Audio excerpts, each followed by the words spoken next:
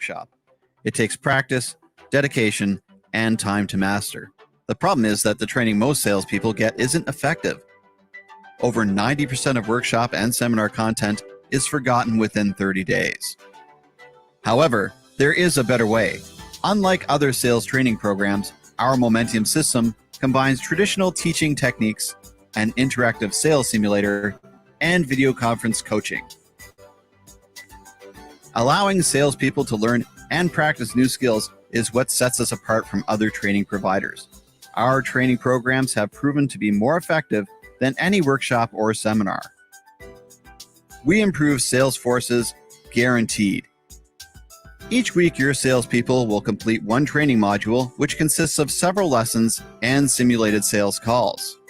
Each module requires learners to learn new concepts, practice those concepts in simulated sales calls, and confirm their understanding in recap sessions and video conference coaching. First, the Coaching Academy contains short, interactive, and focused lessons that will teach salespeople the skills and techniques they need to be successful. We devote time to core concepts and advanced tools every salesperson needs to know. Every concept is delivered one at a time, ensuring salespeople have a chance to practice concepts before moving on to new ones. After learning a new skill, salespeople must complete a series of 3 lifelike sales calls where they open, develop, and close a deal. Christy, what do you think is the single biggest development opportunity for your sales force? Our team members are tech experts who traditionally relied on their tech knowledge to sell.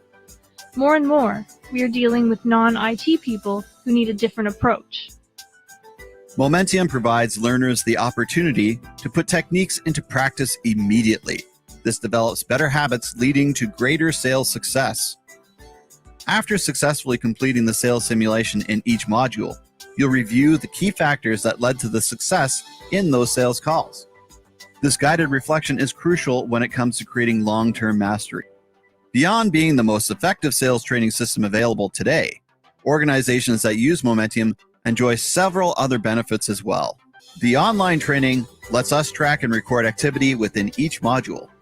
We use this information to benchmark your team's performance and show you how each of your salespeople are improving. Get started today.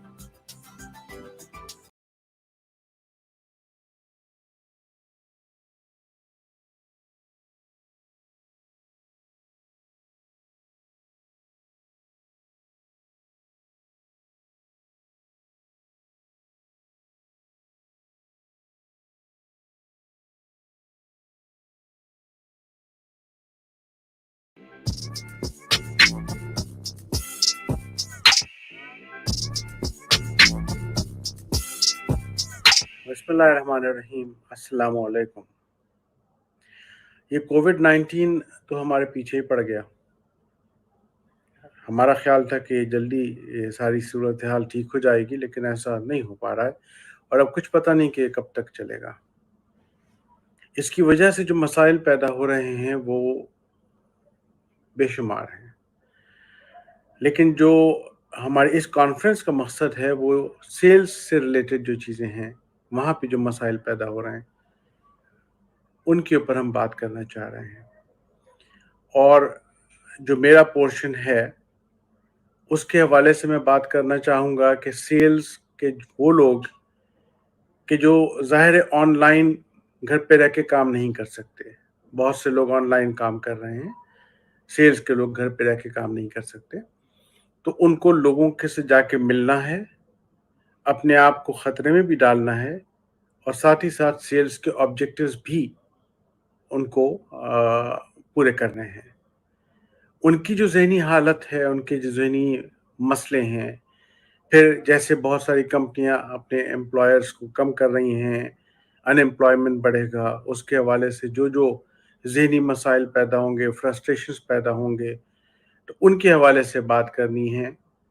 मेरा नाम है doctor Iqtidar Taufiq. I am consultant psychiatrist at Liaquat National Hospital Karachi, and I will be a keynote speaker and one of the panelists with my topic on supporting sales, professional mental health, and well-being during COVID-19.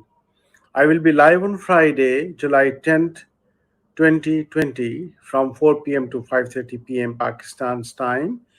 And that will be the first Pakistan ever digital sales conference as being organized by C2 Management Consultants. Subscribe to their YouTube channel, C2 Management Consultants, and set your reminder by clicking on the link below. Thank you.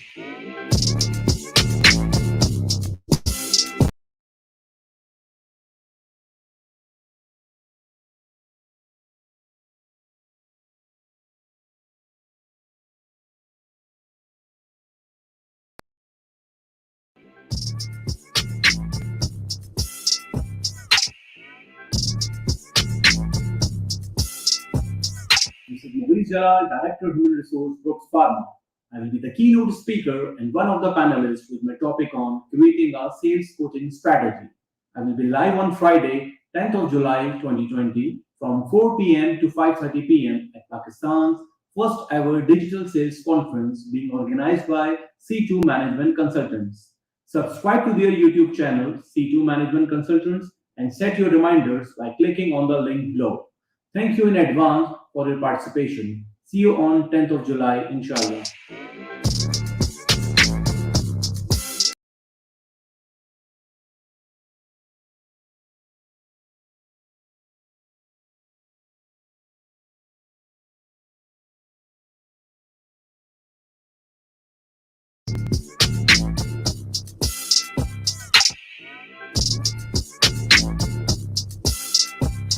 Hi everyone, this is Sana Shiraz, Head of Human Resource at Relief Foods Limited, and I will be the keynote speaker and panelist with my topic on sales L&D, where it goes from here. We've seen that COVID-19 has impacted businesses on a larger scale and has a subsequent impact on corporate L&D initiatives. Consumer behavior is changing every day. Spending patterns are ever evolving because of all the lockdowns and restrictions in place, because of which businesses are under pressure and exploring alternative means to operate by either launching new products or launching new services. In the same way, learning and development leaders are also exploring alternative means to classroom trainings and face-to-face interactions. I will be live on Friday, July 10th from 4 to 5:30 p.m. at Pakistan's first ever digital sales conference organized by C2 Management Consulting. You can subscribe to their YouTube channel and also save your reminders by clicking on the link below. We look forward to having you in our sessions. Save the date and looking forward. Thank you.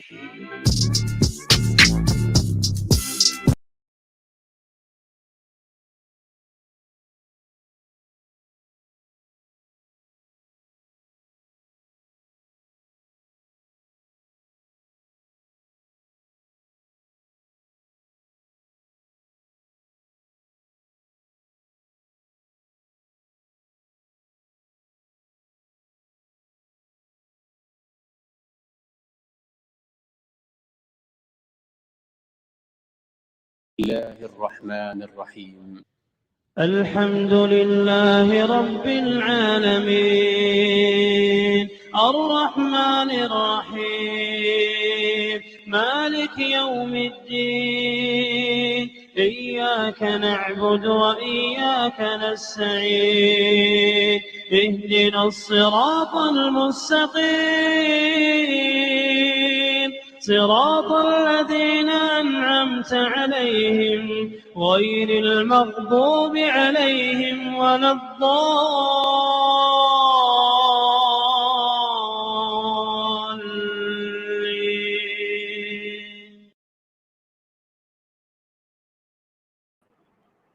Bismillah ar-Rahman ar-Rahim. Assalamu alaikum and a lovely good afternoon once again to all of you who are here today with us live, digitally, globally, and locally.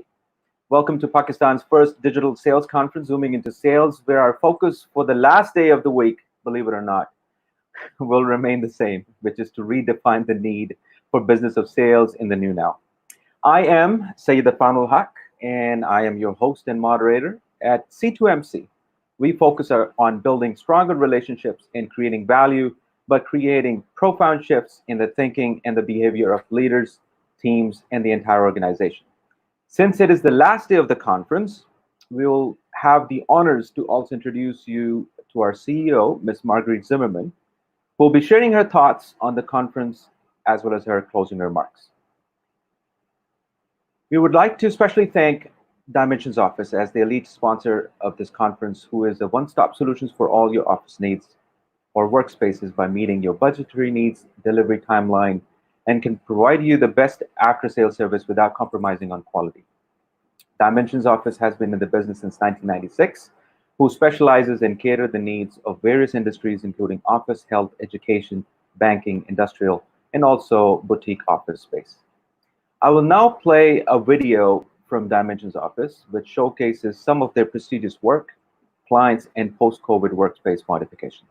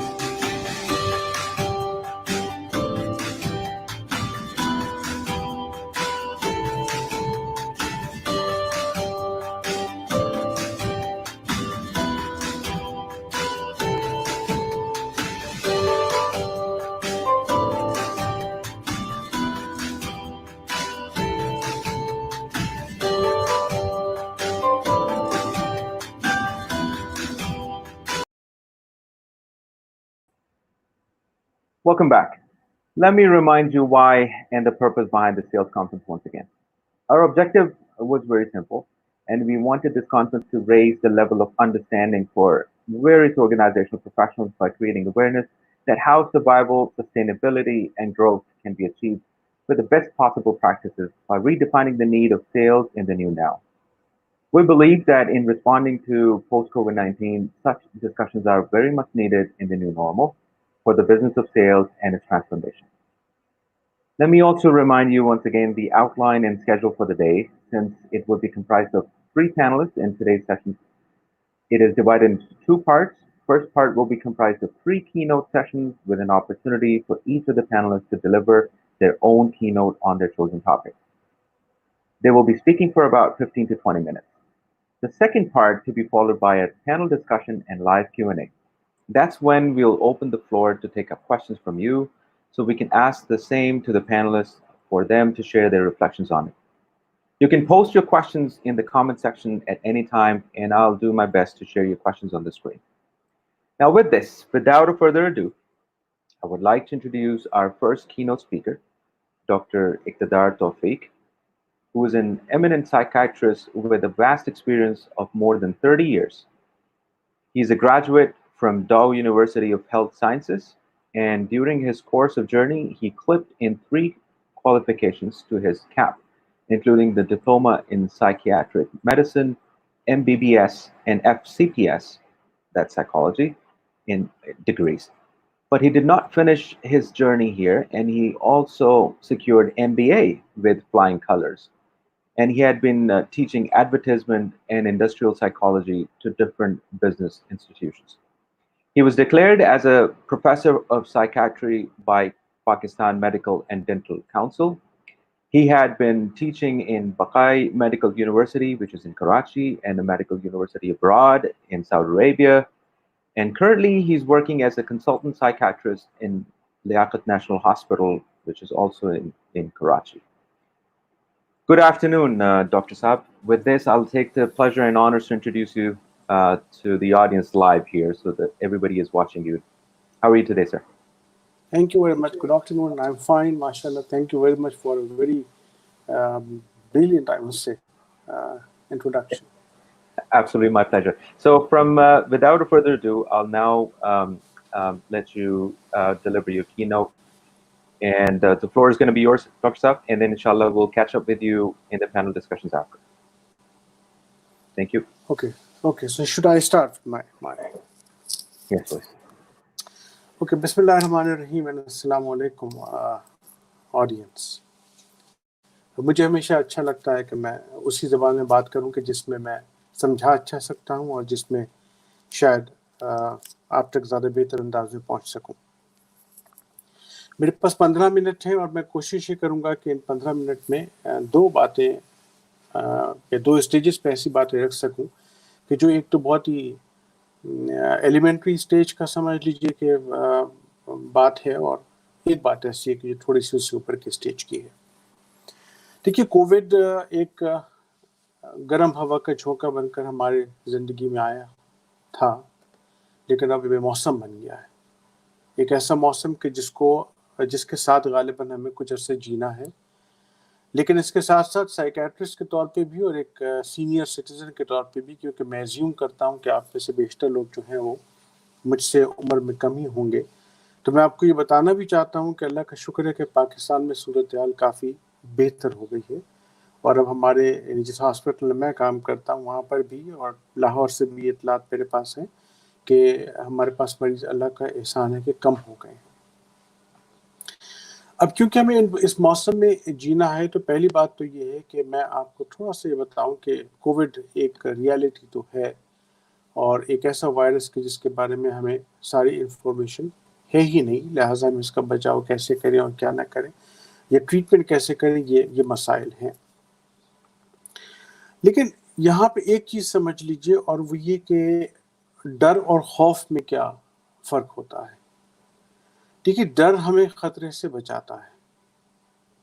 किसी भी बात का, कोई जानवर ऐसा मूज़ी आ जाए, कोई ऐसी सिचुएशन आ जाए, तो हम वहाँ से अपने आप को बचाने के लिए जो कुछ भी तदाबीर इख्तियार करते हैं, وہ ہمیشہ پازیٹیو تدابیر لی جاتی ہیں، اور ڈر ہمیں ہمیشہ خطرے سے دور لے کے جاتا ہے. It is a life instinct. خوف جو کہ خفیہ سے نکلا، جس کا مصدر ہے، وہ ہمیں اب وہ کرتا کیا ہے ہمارے اندر؟ خوف ہمارے اندر وہ بایو کیمیکل تبدیلیاں پیدا کرتا ہے کہ جو ہماری جسم کی قوت مدافعت کو اور کم کر دیتا ہے. اور کووڈ سے اگر میں اس ساری چیز کو ریلیٹ کروں تو آپ میں سے تقریباً سب نے یہ بات سنی ہوگی کہ وائرل ڈیزیزز کا ان جنرل اور کووڈ کا ان پرٹیکولر، مطلب ہمارا جسم کا مدافعتی نظام اگر اچھا ہوگا تو ہم اس وائرس سے آسانی کے ساتھ مقابلہ کر لیں گے. یہی وجہ ہے کہ بوڑھے لوگ اور ڈائبٹیز اور جن کو ملٹیپل ایلنسز ہوتی ہیں وہ زیادہ خطرے میں سمجھے گئے ہیں اس بیماری کے حوالے سے. تو اس کا مطلب ہے کہ خوف جو بایو کیمیکل تبدیلیاں پیدا کر رہا ہے وہ مجھے خطرے سے قریب لے کے جا رہا ہے. ڈر مجھے خطرے سے دور کر رہا ہے، خوف مجھے خطرے کے قریب لے کے جا رہا ہے. کیا مطلب ہوا اس بات کا؟ مطلب اس بات کا یہ ہوا کہ جو احتیاطی تدابیر ڈاکٹرز بتاتے ہیں، آپ کو خود پتہ ہیں، وہ تو لازمی طور پہ کریں اور کرتے رہیں، بیکاز جیسے میں نے عرض کیا کہ اب یہ موسم ہے وائرس کا، یہ اب جھونکا نہیں ہے کہ جو جلدی آ کے نکل جائے گا. کم ہو گیا وہ ایک الگ بات ہے. دوسری بات یہ کہ مطلب آپ اس کو خوف سے بچنے کے لیے اب جو کچھ آپ کو، یعنی پہلے تو یہ اویئرنیس کہ مطلب آپ کو خوف سے بچنا چاہیے اگر آپ وائرس سے بچنا چاہتے ہیں. تو اس کے لیے دیکھیے خوف کیا کرتا ہے.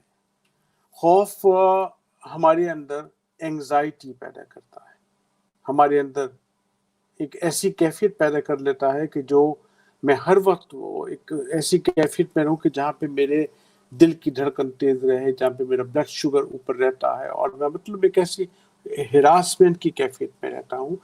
اس کو کام ڈاؤن کرنے کے لیے مطلب آپ کے پاس اسٹریس کوپنگ میکینزمز ہوتے ہیں آپ کے پاس. اور اسٹریس کوپنگ میکینزمز کی جو ہم بات کرتے ہیں، بھی میں بڑی ایلیمنٹری لیول کی بات کر رہا ہوں.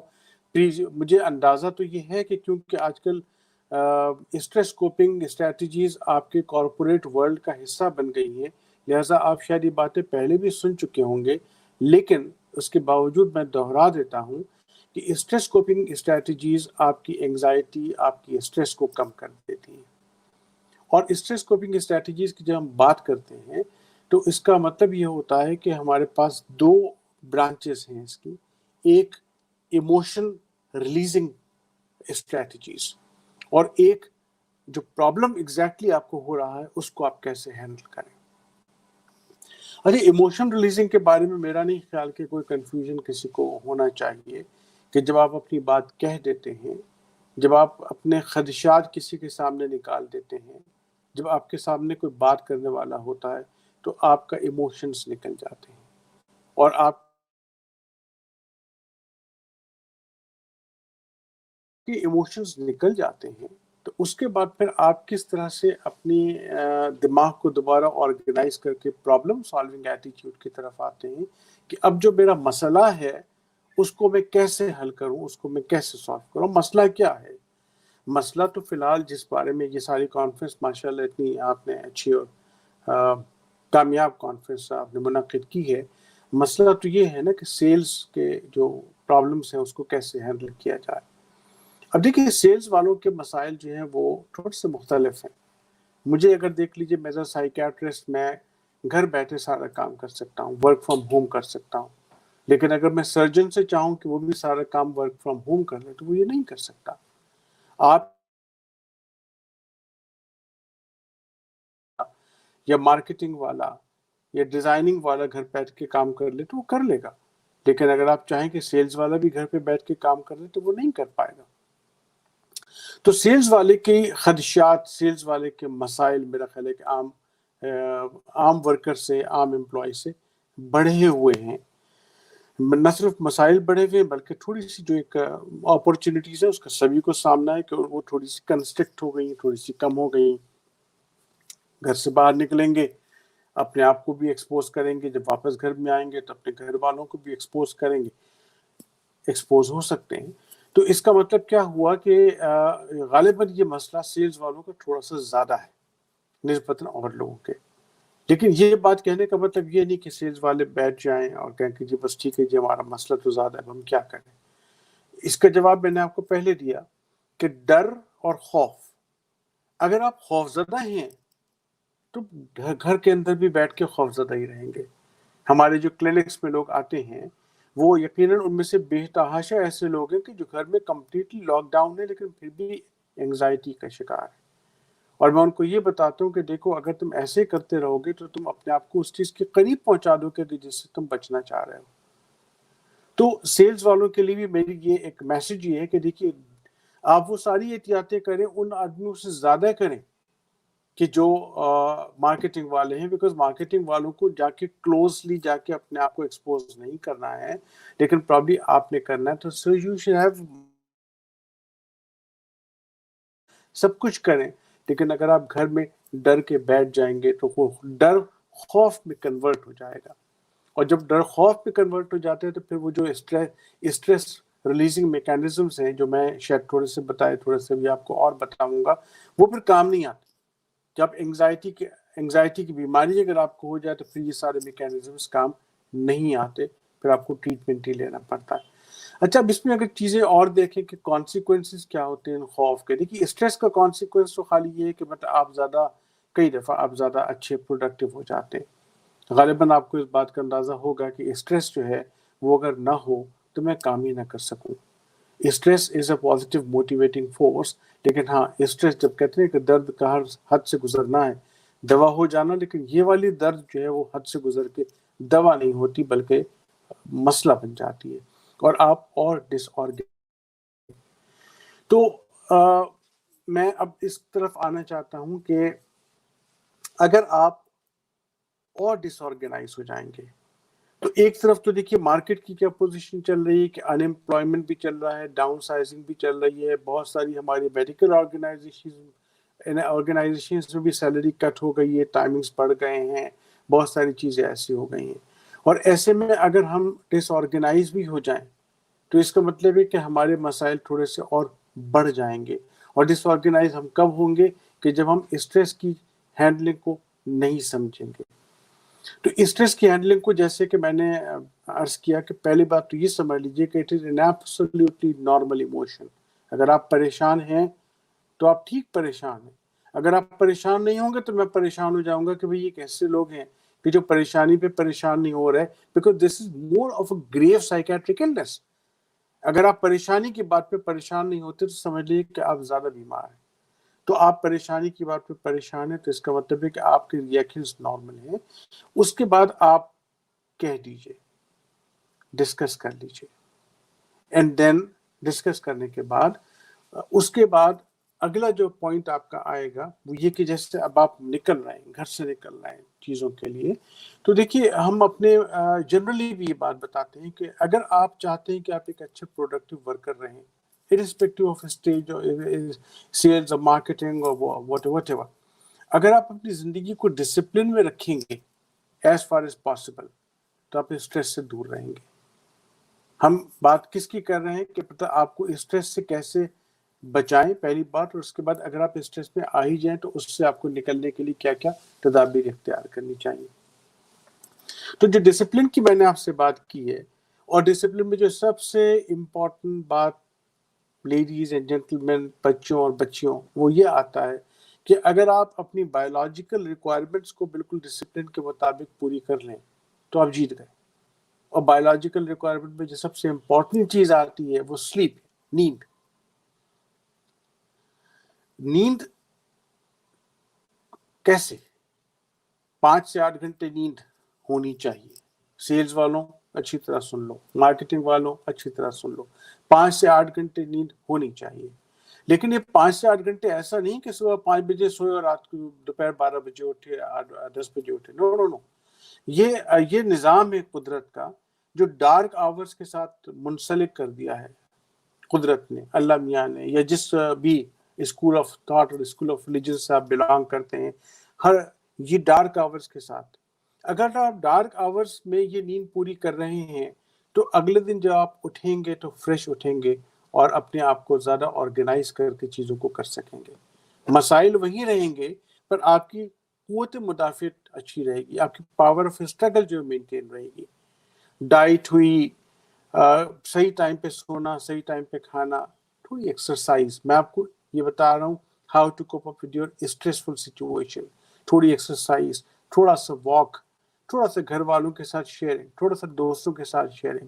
مطلب میں نے پچھلے دنوں ایک جگہ لیکچر میں لے رہا تھا اور مجھ سے پچھلے دنوں بہت زیادہ اسٹریس تھا لاک ڈاؤن کے اوپر کہ جب آپ لاک ڈاؤن کے اوپر بات کریں، لاک ڈاؤن کے اوپر جب 3-4 لیکچر لاک ڈاؤن کے لے لیے تو میں نے کہا جی اب میں لاک ڈاؤن پہ بات نہیں کروں گا. کس پہ بات کریں گے؟ میں نے کہا میں ان لاک ڈاؤن پہ بات کروں گا. تو وہ لوگ بھاگ گئے کہ نہیں ڈاکٹر صاحب پتہ نہیں کیا بات کرنے والے. پھر ان کے کسی سینئر نے کہا کہ جی آپ بھیجیں تو صحیح کہ کیا بات کرنا چاہتے ہیں. تو میں نے ان کو اپنا پورا لیکچر بنا ہوا بھیجا کہ ان لاک ڈاؤن کا میرا مطلب کیا ہے. اور ان لاک ڈاؤن کا میرا مطلب یہ کہ پہلے بیسیکلی ہم گھر سے سونے کے لیے آتے تھے. ہم ان لاک ڈاؤن تو ہم گھر کے باہر ہوئے ہوئے تھے، گھر میں آتے تھے خالی سونے کے لیے. اگر گھر والوں کو بھی انٹرٹین کرنا تو پھر ان کو لے کے گھر سے باہر نکل جاتے تھے. تو میں نے کہا اس ان لاک ڈاؤن سے واپس ہو کے اگر آپ واپس گھروں کو واپس آ گئے ہیں تو مطلب یہ اچھا ہوا کہ برا ہوا. تو اگر آپ گھر والوں سے سکون کشید کر سکتے ہیں تو اس اینگزائٹی مینجمنٹ کے لیے، اسٹریس مینجمنٹ کے لیے اس سے بہتر کوئی چیز نہیں ہے. Slip, proper appetite, sharing with your house and family members. اور اس لاک ڈاؤن کو یہاں پہ نہ سوار کر لو بھائی، یہ لاک ڈاؤن نہیں ہے. اگر تھوڑا سا میری اس نگاہ سے دیکھو کہ جس نے عمر کے اتنے سال بتا دیے ہیں تو غالباً مجھے تو لگتا ہے کہ یہ کووڈ نے آپ کو واپس آپ کے گھروں میں لا کے بتایا کہ یہ تمہارے گھر تھے جہاں پہ تم رہتے تھے، یہ تمہارے بیوی بچے ہیں کہ جن سے تمہیں سکون باہم پہنچانا چاہیے تھا، لیکن تم نے کیا کیا کہ صبح سے شام تک مطلب دوستوں ہوں، احباب ہوں، مارکیٹنگ ہو، سیلز ہو، میری پریکٹس ہو، مطلب میرے اپنے جو کولیگز ہیں صبح سے شام تک کام کرتے ہیں، رات کو 12 بجے سونے کے لیے گھر میں آتے ہیں. تو لاک ڈاؤن وہ تھا کہ لاک ڈاؤن یہ. اب یہ میں کیا کر رہا ہوں بیسیکلی آپ کو پازیٹیو سائڈ دکھا رہا ہوں کووڈ کی، آپ کو پازیٹیو سائڈ دکھا رہا ہوں گھر میں بیٹھنے کی دکھانی پڑ رہی ہے پتہ نہیں کیوں. حالانکہ مطلب بیسیکلی تو یہ ساری وہ چیزیں ہیں کہ جو ہر نظر کو نظر آنی چاہیے. اچھا چلیے یہ بات ہوگی کہ مطلب یہ سیلز والوں کو کہ میں مطلب آپ اسٹریس کیسے مینیج کریں. دین مطلب اگر آپ کے پاس کوئی اسپیسیفک ٹارگیٹ آتا ہے، دیکھیے مطلب جب ہم بات کر رہے ہوتے ہیں ایک تو یہ اسٹریس مینجمنٹ کی، ایموشن ریلیزنگ کی، اب بات ایک درجے اس سے اوپر چلی جائے گی. 5 منٹس میرا خیال ہے ٹائم مجھے بتاتے رہنا. ابھی میں نے اپنے بیٹے کو ٹائمر کے طور پہ استعمال کر رہا ہوں کہ 5 منٹ کے بعد بتا دے کہ اگلے اسٹیپ پہ میرے چلے جانا. ٹوٹل 5 منٹ رہے. او مائی اوکے. سو اگلا چیز جلدی اب کور کرتا ہوں کہ ایموشن ریلیزنگ یہ سب ہو گئی کوگنیٹو. اچھا کوگنیٹو فنکشن. اب میں اگلا اسٹیپ پہ آنا چاہتا تھا کہ کوگنیشن کیا ہوتا ہے. تو کوگنیشن مائی ڈیئر آڈینس یہ ہوتا ہے کہ آپ تھاٹفلی سوچیں کہ مطلب یہ جو سب کچھ ہو رہا ہے مطلب یہ اس میں فیکچول کتنا ہے. آپ ایک جب ہم بات کرتے ہیں سائیکالوجی کی، جب ہم بات کرتے ہیں ہیومن بیہیویئر کی، تو میرا خیال ہے ایمپیتھی کے لفظ سے آپ سب واقف ہیں کہ یہ سوچیں کہ اگر اس صورتحال میں آپ کو ڈال دیا جائے تو آپ کیسے بیہیو کریں گے، آپ کو کیا کرنا چاہیے.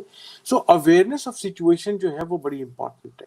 ہم جب سائیکیٹری پڑھا رہے ہوتے ہیں تو کوگنیٹو فنکشنز کے مطلب بیسیکلی بڑی ایلیمنٹری لیول کے ہوتے ہیں کہ جی آج دن کون سا ہے، تاریخ کون سی، میں کون ہوں اور تم کون ہو. جسٹ ٹو سی کہ مطلب اس کا جو آکسیجن کیرنگ کیپیسٹی اس کے برین کو آکسیجن اتنی مل رہی ہے، اس کے برین کی آکسیجن بھی آپ کی تنخواہوں کی طرح کٹ تو نہیں گئی ہے کہیں، یہ دیکھنا پڑتا. لیکن اب یہاں جب میں سیلز کے ساتھ اس کو کنیکٹ کروں گا تو میں یہ کنیکٹ کروں گا کہ آپ کو اپنی پوری اویئرنیس ہونی چاہیے ان حالات کی، اپنے ٹارگٹس کی، اپنے آبجیکٹیوز کی، اپنے ریسورسز کی، آپ کیا کر سکتے ہیں اور آپ کیا نہیں کر سکتے. یہ بہت امپورٹنٹ بات ہے کہ اگر آپ اس چیز کو لے کے نہیں چلیں گے تو پھر کیا بات ہے. میں نے آپ سے جیسے عرض کیا کہ اگر آپ پرابلم سالونگ تھنکنگ پہ نہیں آئیں گے، ایموشن بالکل جو ایلیمنٹری بات میں نے آپ سے کہی کہ ایموشنز کو ریلیز کر کے اگر آپ پرابلم سالونگ تھنکنگ کہ آپ نے جو کچھ بھی کرنا ہے وہ کیسے اس پہ نہیں آئیں گے تو آپ ڈس آرگنائز ہو جائیں گے. اور ڈس آرگنائزیشن کی مثال کو اگر سمجھنا ہے تو یہ سمجھ لیجیے کہ جیسے وہ بچے جو بالکل امتحان کے آخری دنوں میں اپنی تیاریوں کے لیے رکھ لیتے ہیں، وہ جیسے صفحے پلٹ رہے ہوتے ہیں جلدی ریویژن، ملتا کچھ نہیں اس میں. تو ڈس آرگنائز ہو کر وہ جو ٹائم مینجمنٹ کا بھی ہم گراف بناتے ہیں نا کہ مطلب آپ کے اس بریکٹ میں ساری چیزیں ہونی چاہیے کہ جو سکون سے اطمینان کے ساتھ آپ کر سکیں تو آپ کا آؤٹ پٹ بہتر ہوگا. پھر آپ کے سیلز کے ٹارگٹ آپ زیادہ آسانی کے ساتھ اچیو کر سکیں گے. اگر آپ کے اندر ایمپیتھی ہوگی, آپ سے کام لینے والے کے اندر ایمپیتھی ہوگی, تو وہ آپ کی مجبوریوں کو وہ بھی سمجھے گا اور آپ اس کی مجبوریوں کو بھی سمجھیں گے. دیکھیے مجبور خالی سیلز والے تو نہیں ہیں, مجبور وہ بھی تو لوگ ہیں کہ جو آپ سے کام لے رہے ہیں.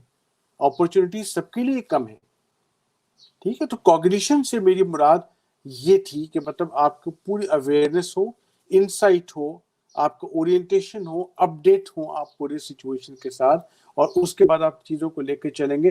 جب تھاٹ فلی چیزوں کو لے کے چلیں گے تو نیچے والے جو بایولوجیکل لیول ہے کہ جہاں پہ آپ ایک دم گھبرا جاتے ہیں, اس بایولوجیکل لیول سے آپ ایک درجے اور اوپر چلے جائیں گے. یہ تھا کوگنیشن, جو میرا خیال ہے کہ آپ کو شاید تھوڑا سا اس میں میں نے کچھ آپ کو دیا ہو. لیکن اب ایک اسٹیپ پہ اور اوپر جانا چاہتا ہوں, اور وقت تھوڑا سا اتنا ہے نہیں, لیکن ایک اسٹیپ میں آپ سے اوپر اور جانا چاہوں گا. اور میں آپ سے بات کرنا چاہوں گا کہ دیکھیے, آپ میں سے کچھ لوگوں نے شاید ابراہم ماسلو کا نام سنا ہوگا. اس نے ایک ہائرارکی بنائی تھی, اور اس میں ہائرارکی میں کیا چیز تھی کہ مطلب سب سے پہلے آپ کی جو فزیولوجیکل اور بایولوجیکل نیڈس ہیں جو کہ آپ کی پوری ہونی چاہیے, آپ کا کھانا, آپ کا سونا, آپ کی جو انیشیل جس کے بغیر آپ نہیں چلتے نا. بھوک لگے گی تو کہیں سے پتھر بھی کھائیں گے, تو پھر چوری بھی کریں گے, سب کچھ کریں گے. بایولوجیکل نیڈس کے بعد پھر اگلی جو نیڈ ہوتی ہے آپ کی, وہ سیکیورٹی کی نیڈ ہوتی ہے. اب یہ میں بات کر رہا ہوں کوگنیشن سے بھی اوپر کے لیول کی.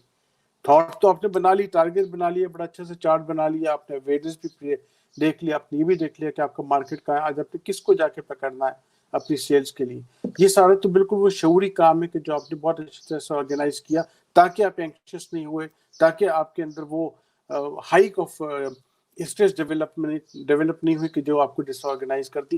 لیکن اب میں بات اس سے اوپر کی کر رہا ہوں, اور اس سے اوپر کی یہ کر رہا ہوں کہ مطلب آپ کے پاس فزیولوجیکل نیڈس پوری ہو گئی. اگلا اسٹیپ ہے آپ کے پاس سیکیورٹی اینڈ سیفٹی. پھر انسان کو گھر چاہیے ہوتا ہے. جب گھر بھی مل جاتا ہے تو پھر انسان کو پیار چاہیے ہوتا ہے, ساتھ چاہیے ہوتا ہے, بانڈز چاہیے ہوتے ہیں. جب انسان کو وہ بانڈز بھی مل جاتے ہیں تو اگلا جو اسٹیپ ہوتا ہے وہ چاہیے ہوتا ہے اس کی سیلف ریسپیکٹ, سیلف اسٹیم. وہ کہاں پہ کھڑا ہے. اور بیشتر لوگ بس یہاں پر ٹھیک میں کچھ ہو گیا, میں مطلب I am satisfied that I am something, I am a کامیاب میں. لیکن کچھ چیزیں اس کے اوپر بھی آ جاتی ہیں. ابھی میں بات کیا کر رہا ہوں کہ تاکہ آپ کو اینڈ میں پتہ چل جائے کہ یہ ایسا تو نہیں کہ وہ جو ایک شعر ہے نا کہ وائے نادانی کے وقت مرگ یہ ثابت ہوا, خواب تھا وہ سب جو دیکھا, جو سنا افسانہ تھا. یہ شاید آپ کو یہ شعر میرے اینڈ میں سمجھ میں آ جائے گا کہ مطلب جب سیلف اسٹیم بھی آ گئی, سیلف ریسپیکٹ بھی آ گئی, میں نے دیکھ لیا کہ ہاں میں ایک کامیاب سائیکیٹرسٹ بن گیا. اس کے اوپر کچھ چیزیں آتی ہیں, اور اس کے اوپر کچھ چیزیں آتی ہیں, وہ ساری کے ساری تو میں آپ سے ڈسکرائب نہیں کرنے کا موقع ہے اور نہ وقت اتنا ہے, بیکاز اس تھیوری کو پڑھنے میں میرا خیال ہے ہم لوگوں نے تقریباً 15 دن لگائے تھے, اور سمجھنے میں 60 سال لگا دیے, ابھی تک پوری سمجھ میں نہیں آئی. تو میرے لیے ممکن نہیں کہ میں 15 منٹ میں آپ سے, بلکہ 5 منٹ میں آپ سے بات کر سکوں. تو اس کا اگلا اسٹیپ کیا ہوتا ہے جس کو ہم کہتے ہیں سیلف ایکچوئلائزیشن. یہ سب کچھ میں کیوں کر رہا ہوں, کیوں کیا ہے, اس کا کیا پرپس کیا تھا, مطلب میں نے الٹیمیٹلی کیا حاصل کیا. کیا اس لاک ڈاؤن میں ladies and gentlemen, sales والوں بھی, مارکیٹنگ والوں بھی, سب والوں بھی, یہ نہیں پتہ چلا کہ مطلب میں 2 جوڑوں کپڑوں میں بھی گزارا کر سکتا تھا, کہ یہ نہیں پتہ چلا کہ بازار میں 2 دفعہ جانے پہ بھی میرا کام چل گیا. ابھی بات میں سیلز والوں سے کس حوالے سے کر رہا ہوں. دیکھو ٹارگٹ تو ضرور پورا کرو, لیکن اس سے گھبراؤ نہیں کہ مطلب اگر ٹارگٹ تمہارا مطلب یہ کہ اگر تمہیں وہ کچھ نہیں مل پا رہا کہ جو پہلے مل رہا تھا, تو ایک دفعہ تو یہ سوچو کہ وہ جو سب کچھ تمہیں پہلے مل رہا تھا اس میں سے کتنی چیزوں کی تم کو واقعتاً ضرورت تھی. And this is called meta cognition, self actualisation. اس کے آگے بھی ایک اسٹیپ ہوتا ہے, لیکن اس کی بات ہم اس وقت نہیں کریں گے, پھر کبھی کسی وقت کسی فورم پہ موقع ملا تو کریں گے. لیکن اب میں تھوڑا سا اس چیز کو سارے کو ریکیپیچولیٹ کر دیتا ہوں, اور وہ کیسے کہ مطلب سیلز, ٹینشن, اسٹریس, جو کہ بہت ضروری ہے کسی بھی کام کو پرفارم کرنے کے لیے. لہٰذا اگر آپ کے اوپر بھی اسٹریس ہے تو آپ مت گھبرائیے اس سے, ٹھیک ہے نا. اگر ہوا نہیں چلتی تو پتنگ بھی نہیں اڑتی ہے, تو مت گھبرائیے. لیکن اسٹریس کو हैंडल करना सीखिए। स्ट्रेस को हैंडल करने के 2 स्टेप्स, इमोशन रिलीज करें, स्ट्रेस को प्रॉब्लम सॉल्व करें। स्ट्रेस से बचने का यानी डिस्ट्रेस से बचने का, उस स्ट्रेस से बचने का जो आपको डिसऑर्गेनाइज कर दे, उससे बचने के क्या तरीके, डिसिप्लिन्ड लाइफ, स्पेशली आपकी जो बायोलॉजिकल नीड्स हैं उनको अल्लाह या भगवान या क्राइस्ट या जो भी आपका बिलीफ सिस्टम है उसने जो नेचर बनाया है उसके मुताबिक अपने बायोलॉजिकल सिस्टम को उसके साथ कन्फर्म करके रखें। अगर कोई मुश्किल मरहला आ जाए तो डिस्कस कर लें, which is one of the strategy of problem solving thinking, कि आप लिख लेते हैं, डिस्कस कर लेते हैं, कोपिंग स्ट्रेटजीज बना लेते हैं और आगे चलते हैं। अगली बात जो मैंने आपसे की थी कि कॉग्निटिव फंक्शंस का क्या मतलब होता है कि आप अवेयरनेस पैदा कर लीजिए, अप टू डेट रहिए कि आपका मसला क्या है, आपका ऑब्जेक्टिव क्या है, लिमिटेशंस क्या है, रिसोर्सेज क्या है, वो जो आप कहते हैं ना वीकनेसेस एंड स्वॉट टेक्निक्स, वो बिल्कुल आपके दिमाग में होने चाहिए। अवेयरनेस, एम्पैथी होनी चाहिए। और उसके अगले स्टेप पे मैंने क्या बात की कि मेटाकॉग्निशन क्या होता है, कि आप जो सब कुछ कर रहे हैं, आप भी कर रहे हैं और जो आपसे काम लेने वाले भी कर रहे हैं, वो आखिर कहाँ पे पहुंचना चाहते हैं, और जहाँ पे वो पहुंचना चाहते हैं वो जगह क्या ऐसी है कि जो वाकई हमारा मकसद हयात है। मुझे लगता है कि मैंने अपनी बात को मुकम्मल कर लिया है। आगे कुछ सवालात हो तो फिर आप ज़रूर मुझसे कीजिएगा। अस्सलाम वालेकुम। Thank you, Dr. Saab. Very nice of you. You have spoken very gently and, mashallah, very briefly, and you touched on great points. मुझे बहुत अच्छा लगा सुन करके, being in sales for so many years now, and I'm sure the audience has found a lot of value in it. क्योंकि जो theory आपने Maslow's की discuss की है in detail, and cognition and then metacognition, it really is helpful, hopefully, for the audience at large. एक personal experience मैं आपसे अपना ज़रूर शेयर करूँगा। जब 90 days और 120 days में, how it personally affected me, because I'm also a human being. I also felt the same pressure and anxiety. घर में बंद हो गए, सोचा यार ये क्या हो रहा है। बाहर कराची की सड़कों पे सन्नाटा देखने की आदत नहीं थी कभी।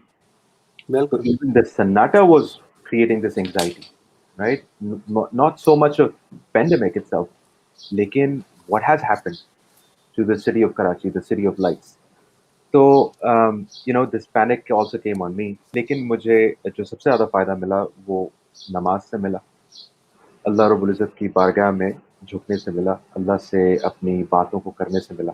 I'm not going to say that I've been praying quite avidly, लेकिन the time that I've spent going towards Allah has also helped me personally. That I would share this with the audience के जो sorry नहीं, आप ये बात मुकम्मल कर लें, फिर मैं एक बात आपसे करूँगा। डॉक्टर साहब, बस it was just my एक छोटी सी नाचीज़ की बात मैं आपके सामने पेश कर रहा था कि जो मुझे पर्सनल फ़ायदा हुआ वो नमाज से मुझे बहुत फ़ायदा हुआ, and I think it's for the benefit of the greater audience जो नमाज नहीं पढ़ सके किसी भी वजह का. I think you should also try that because there's a lot of relaxation in that regard.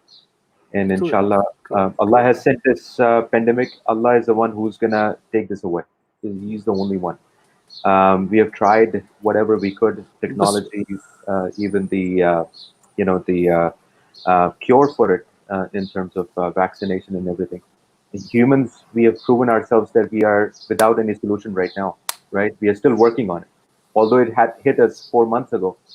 So that kind of shares a bigger and broader perspective that, when we submit ourselves to the Almighty, inshallah, Allah is the one. And risk, किसी की अगर salaries कटी भी हैं या किसी की job चली भी गई है, तो अल्लाह ने किसी को भी अपने पास बुलाने के वक्त किसी से एक दाना कम लेकर के नहीं बुलाना. उसको जितना रिस्क उसका लिखा है उसको मिलेगा, भले जॉब हो या ना हो.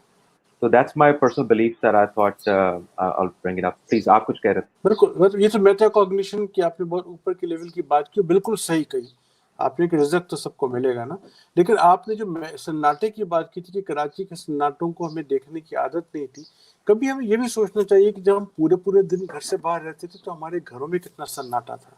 Thank you very much. सही बात, thank you sir, much appreciated. Inshallah, we'll catch up in the panel discussions, Dr. Saab, with you. It will be a pleasure again. Now, ladies and gentlemen, I would like to introduce our second keynote speaker, Mr. Mobus Jalal. He is a seasoned HR professional currently working as Director of Human Resources at Brooks Pharma Private Limited, having a nearly 2 decade of strong experience and expertise in all the HR domains ranging from talent acquisition and management to learning and organization development, and from performance and reward management to employee engagement and HR governance. He holds a very strong role as a strategic business partner and a transformational HR specialist in a highly sophisticated, adaptive, and learning environment with a proven record of formulating and implementing robust HR strategies in line with the business strategies. He strongly believes that the modern competitive age has become increasingly relentless and business entities need high potential talent to not only survive but thrive in the market. Throughout his professional career, he has remained a keen learner and benefited from various professional development courses and HR conferences locally and internationally. It's a pleasure for me to also share this with you that he has traveled to over 15 countries for both business and personal visits. And with that, I would like to ask him a question. Mogus, which country was your favorite? कौन सी country आपको सबसे ज़्यादा जिसने excite किया? In Europe, Switzerland. Switzerland? Mashallah. Yeah, All right. Switzerland. Yeah. Wonderful. Wonderful. All right. So, Mogus, now the floor is going to be yours. I'm sure you're going to do a delightful and you're going to bring a different perspective from HR. And let's hear from you. The floor is yours. Thank you. We'll catch up in the panel discussion. Bismillah ar-Rahman ar-Rahim. Assalamu alaikum, everyone. Today is the 5th day of the conference, and so far it is going very great, mashallah. I hope every one of you enjoying this conference. Thank you, Afan, for inviting me and making me a part of this exciting conference. Before I move on to my topic, I would like to briefly discuss about the COVID impact that the situation that we here at Brooks, we manage. On 23rd of March, when the lockdown started, so after that, almost all Pakistan was closed, was put in a lockdown situation, but there were certain industries which come under the essential services, they were supposed to open. And being the pharmaceutical manufacturer, we were open from the day first. So during the initial days, we knew that we don't have to close, we have to continue our operation. So our production team, their plant was operative all the way. But during the first week, there are certain departments, then we, plan alternative working week. So after 1 week, we realized that we should, continue working on daily basis rather than, on alternative day, because the production operation, they have to be continued. Because belonging to the healthcare industry, we are supposed to provide all the medicine to the market without any interruption, for which we have to continue our production. We have to meet our targets. So we decided that head office people, HR, finance, marketing, all these, they would regularly come to the office. So while we took that decision, that was, very difficult one for us, because everyone was, in a very, confusing state, because of the COVID. And people were, in lockdown at a home, and we were supposed to come to the office daily. So what we did, we issued, authority letters to our employees so that police cannot interrupt them and they can freely reach to the office. And here in the office, we followed all the SOPs. We maintained social distancing, and by doing this, we continued our operation. And mashallah, by the grace of Allah subhanahu wa ta'ala, we did not face any sort of, bigger, sort of any trouble, any problem. All employees were quite motivated, because every one of us, we believe that we belong to the pharmaceutical industry, and we have got a heavy responsibility to, consistently supply medicine to the market. So we were, very much, motivated, and in some extent that we have got heavy responsibility. So we joined hands with the healthcare industry, the hospital, the paramedic staff, because we were manufacturing medicines. With this mindset, all our, head office, our plant operation, even our top management, our CEO, we regularly, he's been regularly coming to the office during this pandemic, and there was the leadership was available in the office, so that, our production operations continue, and the services that we are supposed to provide to the market, the products and services, we could do that. So that was, the little challenge for us that we, faced, and we successfully passed through that time. So this is how briefly because we did not do work from home. So we were continually working from the office. So this is something that we did not experience that issue working with the home, because I know there are so many people who have been working from home, and they were facing great amount of difficulty even that, to some extent, because by people have got a routine operation. They have to come to the office when they were put on the lockdown situation for 3-4 months. So they were mentally they were very much disturbed. And briefly, previously, Dr. Kedar has said that the stress level was very high. People were very much stressful during these days. So by the grace of Allah subhanahu wa ta'ala, the pandemic issue is just the number of cases are getting slower. So we hope that inshallah ta'ala, in the times to come, it will completely vanish from the world. So here now I'll come to my topic. So let me share my screen.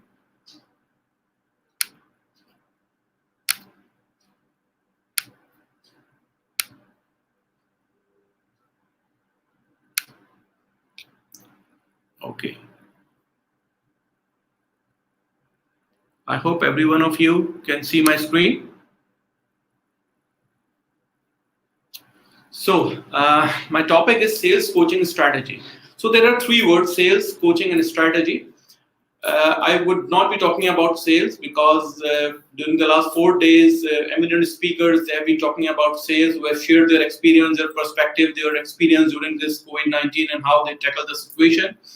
The term strategy, we know about the term strategy, the business level strategy, functional strategy. So I will not be individually talking about the word strategy, but in between you will see that the word coaching. So I'll be today first focusing on the coaching, and then we will tag it with the sales coaching. So what is coaching all about? We will first discuss about it. The term coaching, what we have been hearing, that the sports coach, okay, the coaching center, the terminology coaching center, we also got to know that when we go to the coaching center for the learning, when the sports coach teaches you and letting you know what to do and how to do. So इस perspective में हम जानते हैं कि the coach is supposed to let us know what we are supposed to do and how to do. So what to do and how to do perspective में we know the terminology, coaching को we know it. But now today I will be talking about entirely a different perspective of coaching. Okay, so what is coaching? Coaching tend to change other people's behavior. So we know that the coaching is a tool which is tend to change people's behavior. So it's a behavioral therapy. It's a behavioral therapy whereby you change the people's behavior. And it's very difficult to change the people's behavior because everybody comes from different background, different values. And if you talk about changing someone's behavior, this is one of the most difficult tasks that you come across. So which requires certain specialized skills to deal with this particular challenge. Okay. So what does coaching do further? It unlocks personal potential to maximize their performance. So what we know that people have got hidden potential, and as a leader, as a coach, we are supposed to unleash the hidden potential of the person who are working with us. And this is the most difficult and challenging task that one leader has to perform. Because unleashing someone's talent, someone's potential is very important. There are so many people who are working under our subordination, and at times it happens that the person working under you, he or she even does not realize the potential he or she possesses. It's the job of the leader to unleash that potential. So coaching provides you that opportunity, that tool whereby you can unleash the potential to maximize your performance. Coaching is a guided conversation, which means it is not something that can flow freely. It has to be under certain sort of framework whereby it can guide you how to convert and how to take away. Coaching is helping people be the very best they can be. That means it can help you. It can help people whatever best they can. You can just get out the best from the people. Okay. Coaching focuses on the here and now rather than on the distant past or future. That means what we are talking about, the tool, it talks about coaching here and now, what is presently somebody is passing through. It does not talk about the past, what has happened. It does not talk about the future, what would be the future. So it really focuses on here and now. We will further discuss about later on, and the model we would discuss. Okay. Coaching is helping people to learn rather than teaching them. So here we provide a learning opportunity to the coachee who can learn rather than teaching them. So it's not about teaching someone. The earlier concept that we discussed about the coaching center and the sports coach, whereby the major task was to teach and to train and to let them know how to do and what to do. So here we are saying that coaching is not about teaching. It is all about learning. Coaching is not telling.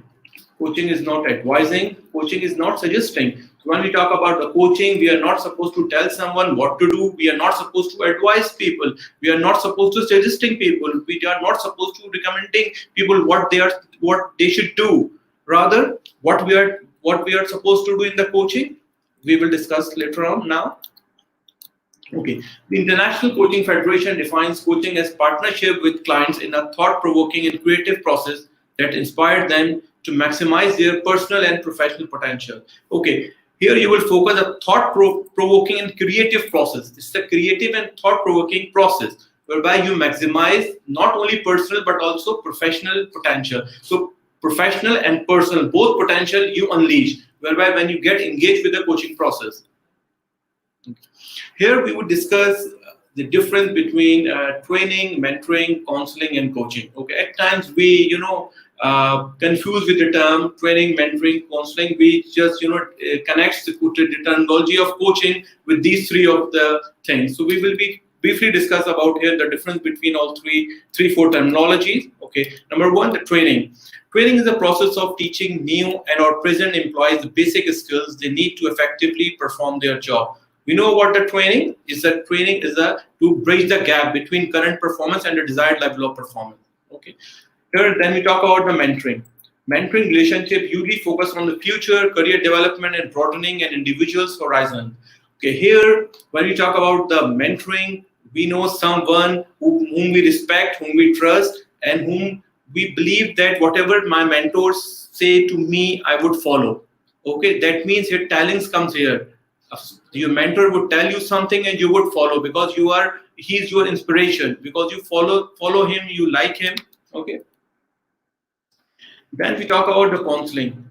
Counseling is closer to a therapeutic intervention. It focuses on the past, helping the individual to overcome barriers and issues from their past and move on. So when we go for the counseling, we get into certain sort of psychological issues that we discuss with the people, and we talk about the past. Okay. Here we come to the coaching. Coaching involves the belief that individual has the answer to their own problems within them. So here we talk about the coaching whereby you facilitate your coachee by questioning certain questions with him, and he has to find out the answer within himself. This is the art. Okay, it is something for which you need a tailored communication. It is something basically an agreement between the coach and coachee whereby there has to be a trust factor. Okay, you get involved with the coachee in such a fashion whereby he discusses his problem with you and he finds out the answer within himself. So the way you probe him, he just lets you know the answer of the problem, whereby you do not tell him what to do, you do not advise him, you do not teach him, you do not suggest anything to him. Okay, a recipe of coaching. There are 9 essential ingredients of coaching. Number 1, personalized. It has to be personalized. 1-to-1, one coach at a time. You cannot do it on a group coaching because you have to do it one-on-one. It is enabling, okay, whereby you enable your coachee to think about himself or the problem and the solution of the particular problem somebody is facing rather than imposing. You do not impose anything. Then it is model based because it cannot go free flow. It has to be backed up by the model. Then we come to the goal focus. There has to be a goal that has to be followed through. You have to focus on your goal, what you are trying to achieve, the agreed measurable outcomes or targets. Then 6th is the regular and ongoing. This is not something which is a one-time process. This is a continuing arrangement and ongoing process. 7, effectiveness based. Plan, measure, and record it. Because when you go for this, you have to measure the effectiveness for this. 8, adopted and adoptable. Okay, it has to be adaptable to the changing needs of the learner. Okay, it cannot be something that you are doing taking the one issue. That you have to take into account different issue and different session you need to conduct. And finally, last but not the least, it has to be time bound. It cannot go open-ended. It has to be time bound. We will here discuss about the DNA of a coach. Okay. Number one, trust yourself. Okay, when you trust yourself that I can trust myself, I can do this. So that is very important that being as a coach, you have to trust yourself. Then trust your skills. You are supposed to trust your skill that if you have got any doubt about your skills as a coach, you won't be able to do coaching session with your coachee. So the trust part is very important. Then third and finally, trust your coachee. You have to show trust to your coachee. As a coach, treat people what they can be, not what they are now. So you have to believe the coachee that he can change. He has got all the potential. You have to bring positive energy into the coachee. So for which you have to be positive. Okay. Here we will discuss about the GROW model. Okay. As I told you that there is a framework for the coaching that we need to follow in order to have a guided conversation. So the first we will discuss about the power of framework very briefly. Okay. Number one is that everyone can improve. Second, it maximizes performance.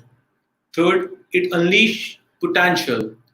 Number four is free floating versus guided conversation. It is create a difference between the free floating and the guided conversation, whereby you engage with the coachee through a guided conversation. It is not something that you just, without timing, without any framework, and you go and get started. It's not like that.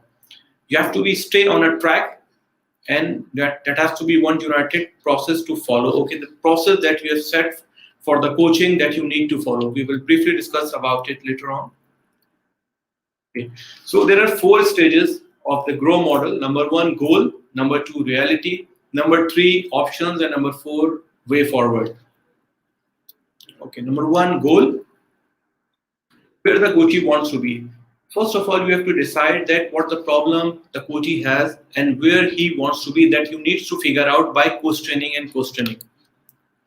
What is the issue in hand? You will figure out what the issue in hand, and you have to focus the particular session with a particular issue the coachee has told you about it. You don't have to go multiple issue at one time. You have to handle one issue at one time, and you have to focus your session on that. Thereby you will define the goal of the particular session. Number 2, reality. Where the coachee is, you have to set reality check where the coachee is right now, comparing to where she wants to be. So you have to look at the time where he is standing right now. Here, design a goal that the problem, that is particular issue he is facing. Okay, he wants to be at a particular stage, but you have to give a reality check where the coachee is currently right now.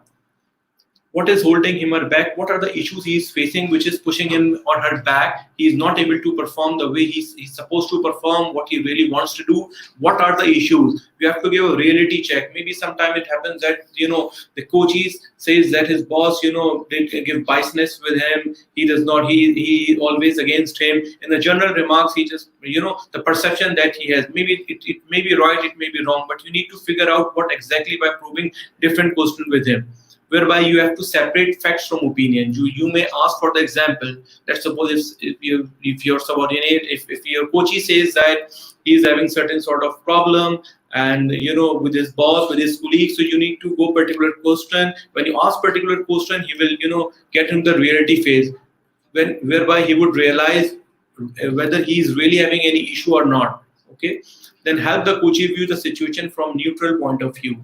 Here you can use the terminology empathy, whereby you will say him if he is having problem with his colleagues, if he is having problem with his boss, then you can say that, okay, if he has got any problem, you will through a question that just put yourself into the shoes of your manager and now evaluate the situation, how you will encounter the particular situation had you been at his place. So by doing this certain question, you can make him realize what the actual, where he is really falling right now. Now, number 3, options. Here you will discuss about what does coachee need to do in order to get there. What are the options and choices available with the coachee? Because when you set the goal, when you give it to the reality check, then you will discuss about what are the options available, whereby the coachee can transform himself from one stage to another stage, and he needs to decide what he needs to start immediately doing, what he needs to stop. Maybe he's not doing certain thing which he's supposed to do. And by doing this process, he would realize that he's supposed to start something, and at the same time, he would also realize that he would start stopping certain things. So he would do like that. Then stage 4, way forward. You need to decide what will happen next. What would be the what will happen next, and you have to make sure that what the coachee is supposed to do. So here you would figure out that how to make sure the coachee will do what they commit to do during the session by going through all 3 stages. That the coachee commit that he would do it, but how, as a coach, how would you know that he is following what he has committed or not? So you need to figure out what he is doing or not. You have to create a sense of accountability with them. Let's suppose if he has given you certain problems and he realizes that the problem was within him and he found out the solution, then you can ask him, okay, if you do certain meeting with your boss, with your colleagues, particular meeting, don't repeat this particular mistake. Okay, he says he will follow through it, and once he is done, you can ask him that whether you, as a coach, you can give him a call and ask him about his experience, about his feedback, how after realizing this particular change, when he interact with his colleague or his boss, what change he really feel, did he implement what he committed? So by this way you can see the way forward. So now here we come. After briefly defining the term coaching, we will be talking about the sales coaching. So before moving further, I'll be briefly discussing about certain sales coaching facts, which has been conducted. The global surveys has been conducted, various different global surveys has been conducted, and certain facts I have tried out from different survey results. So I'll be briefly discussing about them. Okay, sales coaching can increase sales productivity by 88%, yet 73% of sales managers spend less than 5% of their time in coaching. So here we say that the sales coaching, it can increase productivity by 88%, and 73% of managers, they just spend less than 5% of their time in doing coaching. Another fact, companies that support coaching development improve sales objective by as much as 19%. Third, 46% of sales representatives say coaching by the sales manager is one of the best way to enforce new skills. So the representatives say that if their sales manager is a coach, it can reinforce new skills. More than 60% of sales representatives are more likely to leave their job if their manager is a poor coach. So what we get to know about all these facts is that a sales manager, while being administrator, while being a strategist, he has to wear a cap of a coach. Okay, if he is just a manager and he is not a leader, if he is not a leader, if he's not wearing a cap of coach, he will not be able to get the job done. So by this fact, we get to know that a sales manager, he has to definitely wear a cap of coach. Okay. So now we connected what is sales coaching. A leadership skill that develops each person's full potential. So you have got certain sales representatives, so that provides you leadership skill that develop each person's full potential. So as a sales manager, you are supposed to unleash the potential of your salespeople, and you have got different salespeople. You have to customize your intervention according to the need of the particular sales rep. So we will discuss about it later when we will discuss about the sales coaching strategies. Okay, sales manager use social communication and questioning skills to facilitate conversation with their team members.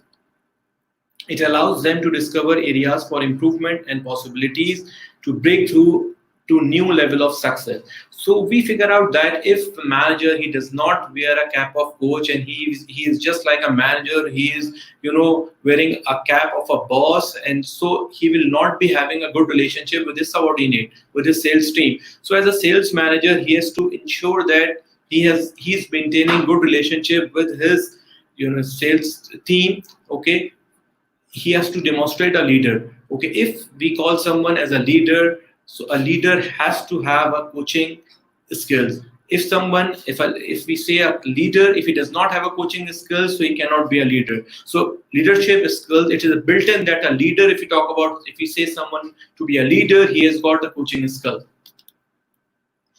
Now here we discuss about the sales coaching strategies. Okay, number one, determine where the sales representative need the most help. Okay, so you have got various sales representative working under you, and every sales rep has got different need. So you have to spot the weak areas where your sales representative needs your help, and you have to focus your conversation with that.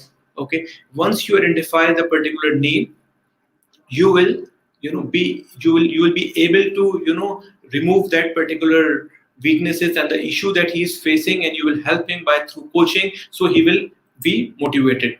So, and every sales rep has got different needs of the motivation.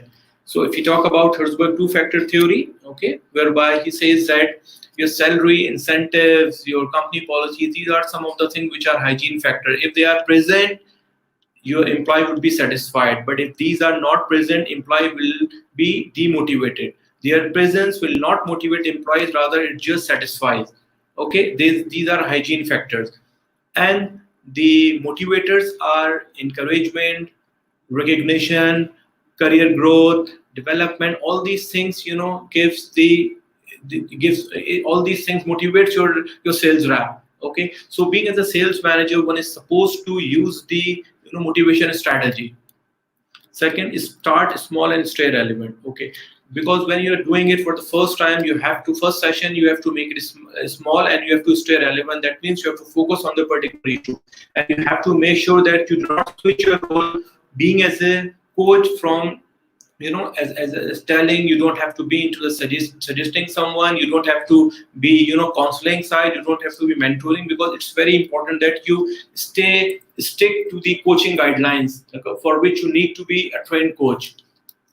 The third, create a variety of coaching scenarios. Your sales rep, when he is dealing with you, it's not necessary that you will have just only one session and you will done.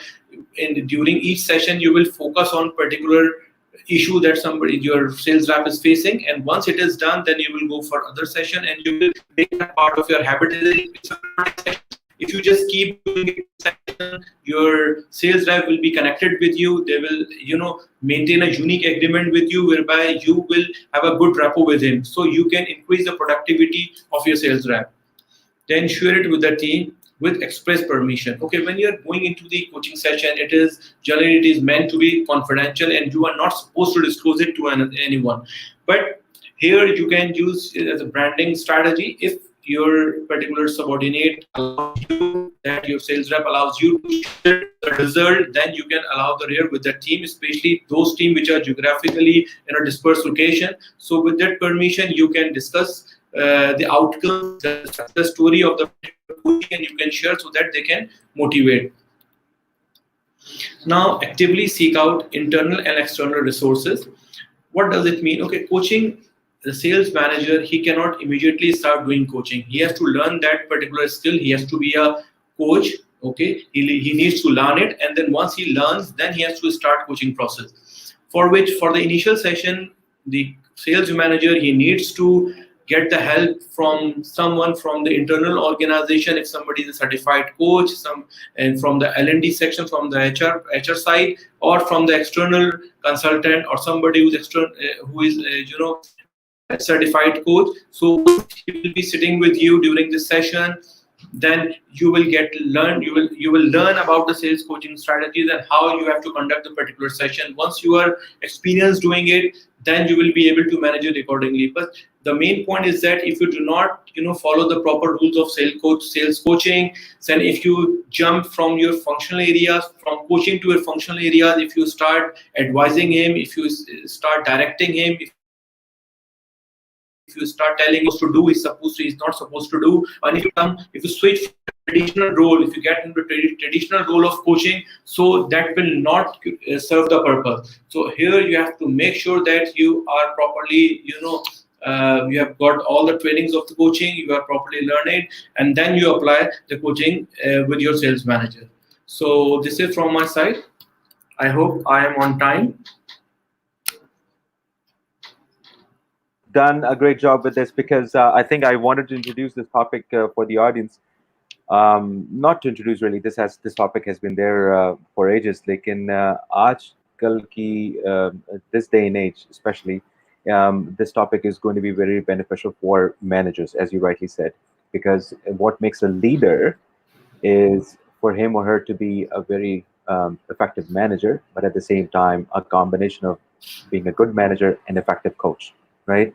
These two qualities, I think, are significant for anyone to be an extraordinary leader.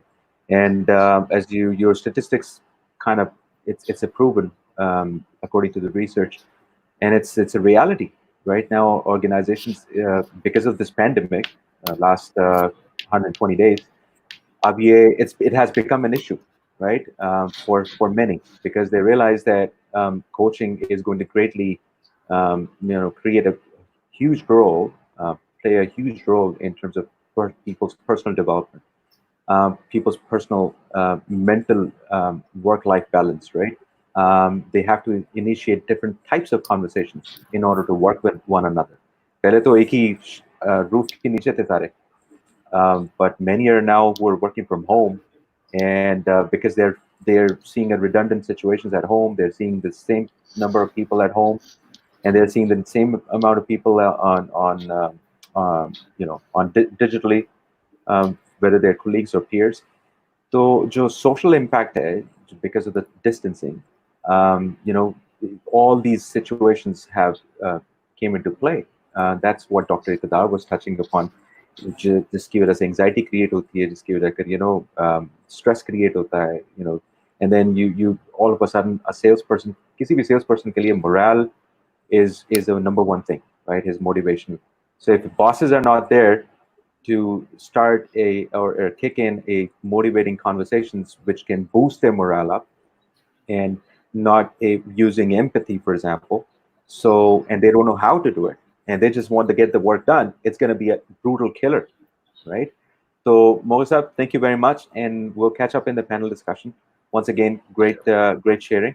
And with this, ladies and gentlemen, let me introduce you to our third panelist for today, who's going to be the keynote speaker, Miss Sana Shiraz, who is a chartered MCIPD from Chartered Institute of Personal Development, who's also a certified HR professional with an MS degree in Human Resources Management and Organizational Design from one of the finest education institutions in the UK, King's College London. Sana brings with herself a collective experience of organizational design and development and total rewards and change management. She has been associated with Halib Foods Limited for over a year now in the capacity of head of human resources, where she aspires to set in motion a change that will put HFL at par with other leading FMCGs of the country. Being a strong advocate of empowerment and inclusion, Sana brings in diversity, which has proven to be the foundation of growth in today's day and age. Prior to this, she has worked at Fatma Group and Venture Drive. With this, let me hand the floor to Sana. Hi, Sana. How are you today? Hello, Pan. I'm well. How are you? I hope you can see me Great. fine. Yes, we can see you. We can hear you all perfect. So with this, Sana, please go ahead. Take your time. Do not rush. I know we're going to be a little bit delayed, and we're going to go overtime today because we would have to request our CEO, Margaret Zimmerman, to also join us with her closing remarks. So as long as you have time, we are good. All right. So floor is yours. Thank you. Thank you so much. Thank you. Hello, everybody. So my topic keynote point is sales L&D, where it goes from here. So as all of you know that, we're facing a pandemic situation, and like Dr. Iqtidar touched base upon, the psychiatric impact of that, and rightly so, Mughis touched base on, how coaching and mentoring can help employees and organizations in today's day and age. So what are L&D leaders and what are L&D specialists going through right now? So basically, as you know that, the companies generally are under pressure, and HR in many of the organizations at large is trying to come up with new ways and reinventing themselves as well. At the same time, we also have to see where our employees are. So like rightly Muhi said, those businesses who are the essential businesses and have been operating from the start, yes, were facing certain issues, because I think the disease, the pandemic, it caught us by surprise. It was there, nobody was prepared. All of a sudden, everybody has to work from home. So what do you do of those people who cannot work from home, who have to be out there in the market and who have to be at the forefront? So, I think it's very important that leaders, especially, have that empathy in them. They, if not, they develop that empathy in them, whereby they're able to understand what their teams at large are going through.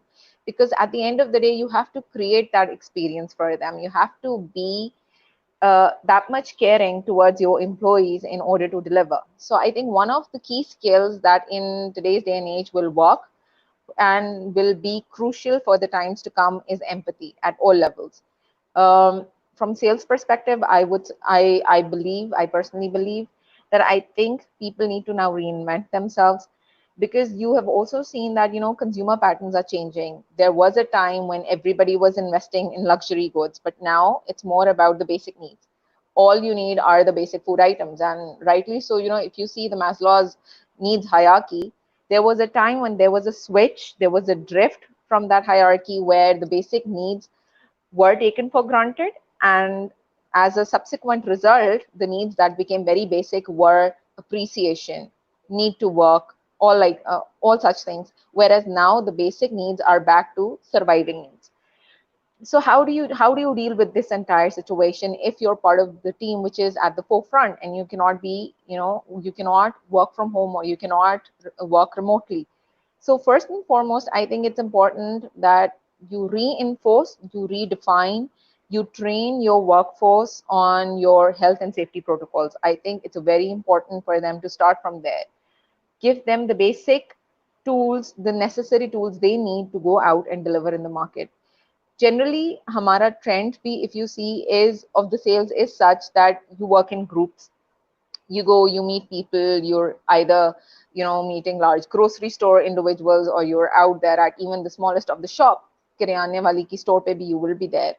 So what do you do exactly, and how do you how do you keep yourself safe? So I think it's very important for individuals to be given proper tools, proper protocol, proper SOPs on how to conduct themselves if they're at the forefront.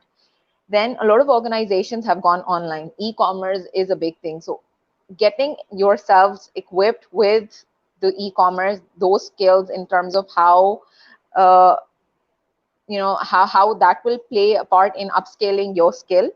I think that's where the organizations will now have to spend more time. They will now have to up their games in terms of moving on to e-commerce, whereby you can just, it's direct to door, what you would say. You would just simply get things delivered at anyone's doorstep. For that, you need to enhance your customer service. You need to be in touch constantly with your customer to just have that check on the sentiment on how they're feeling. So you need to get your sales team trained on customer service. There is a big thing about call centers.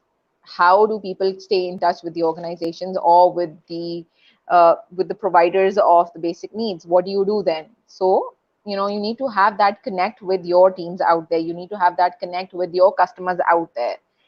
So customer service is a key, empathy is a key, and upscaling yourself, exploring, like I said, e-commerce, digitalization, exploring new avenues. You have to up your game. You have to reinvent yourself. And it's not only for these times, but it's for times to come as well, because what will happen once the pandemic is over? You will have to readjust, you will have to rethink. But whatever steps you take right now in terms of building your people, whatever steps you take right now in terms of building your organizations, will help you in times to come as well. Now, secondly, I think the other most important thing that we need to, that the leaders or the L&D specialists would think of, is how do you incorporate in today's day and age, especially when the businesses are under pressure? What do you do of trainings? What do you do of your budgets? Will you have enough budgets or you will not have enough budgets? Will you still do in-person trainings? Because having said everything, having done the virtual sessions as well, but when you have a face-to-face interaction, obviously there is a different feel, there is a different connect.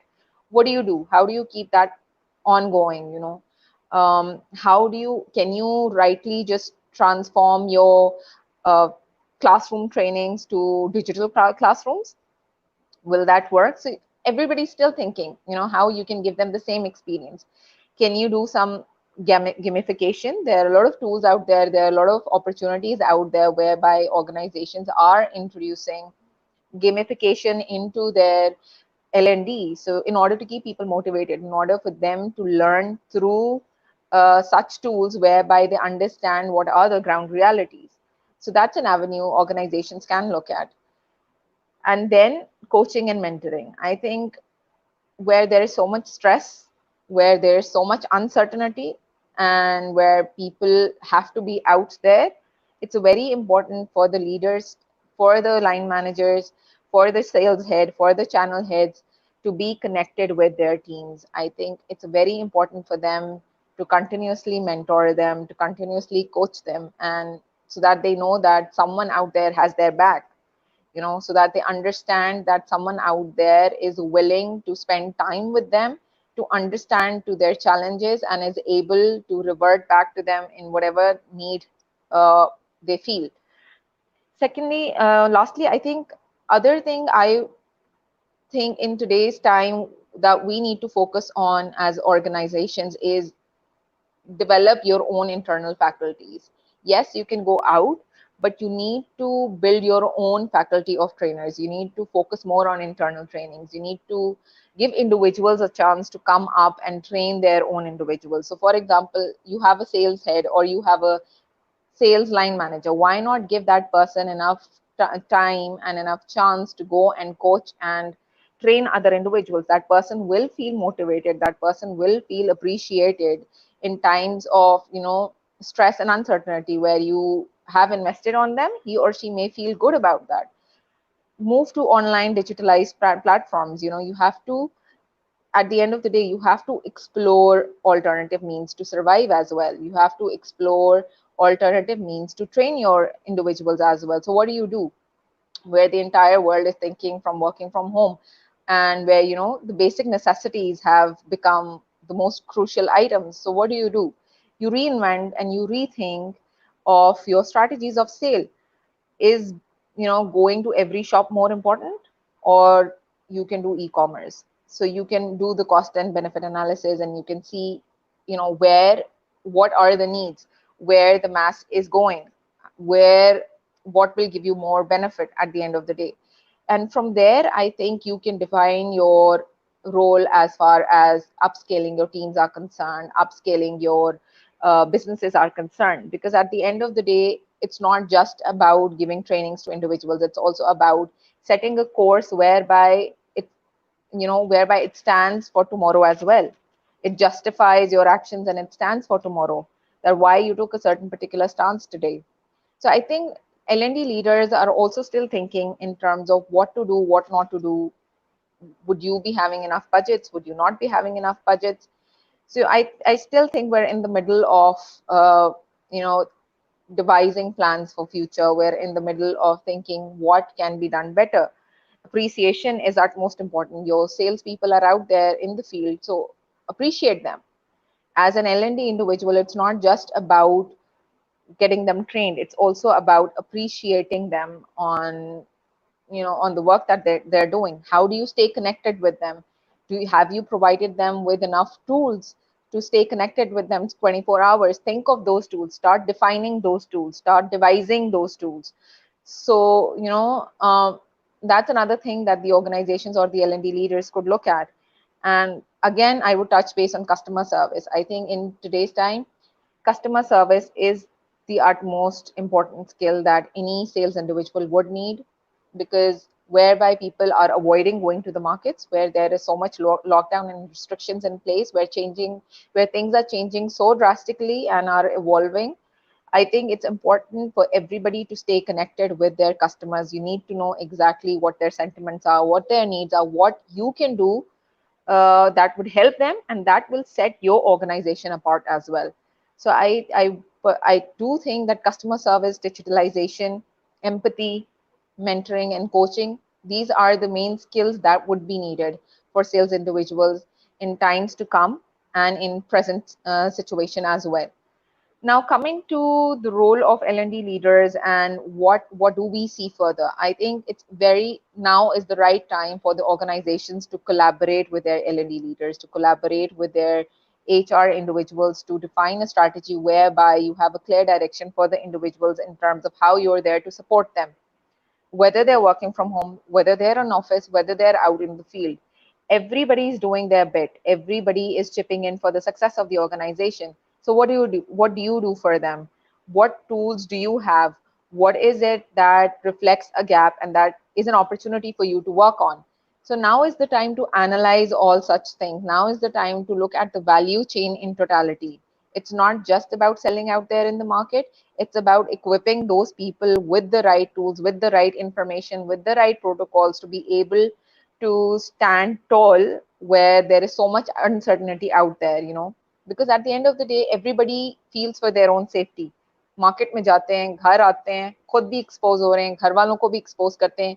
So at the back of their mind, they're stressed as well. What are you doing to release their stress? What are you doing to facilitate them? Are you appreciating them enough?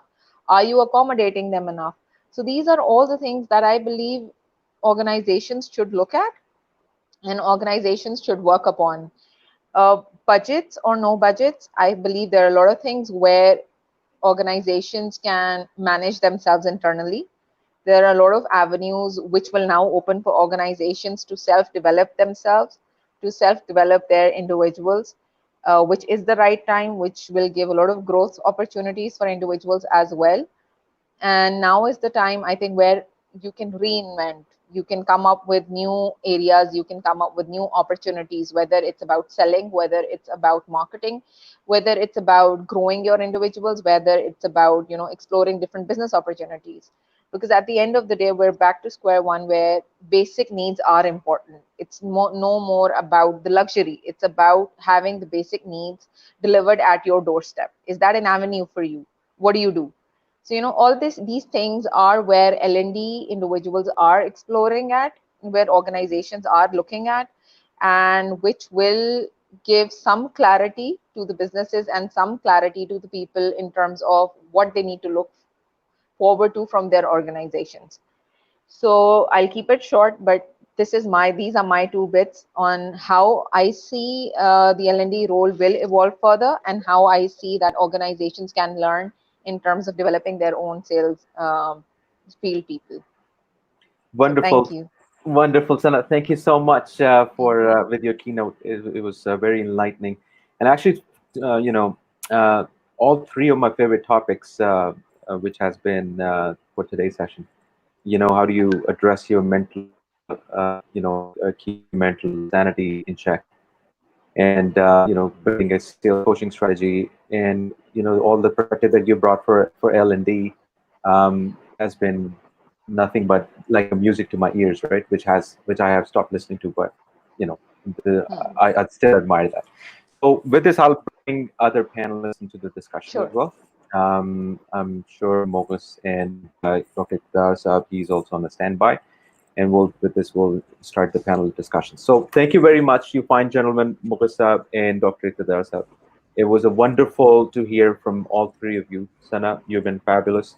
Now, my quick thinking, and now this is a question for Sana and Mogus that I wanted to start with.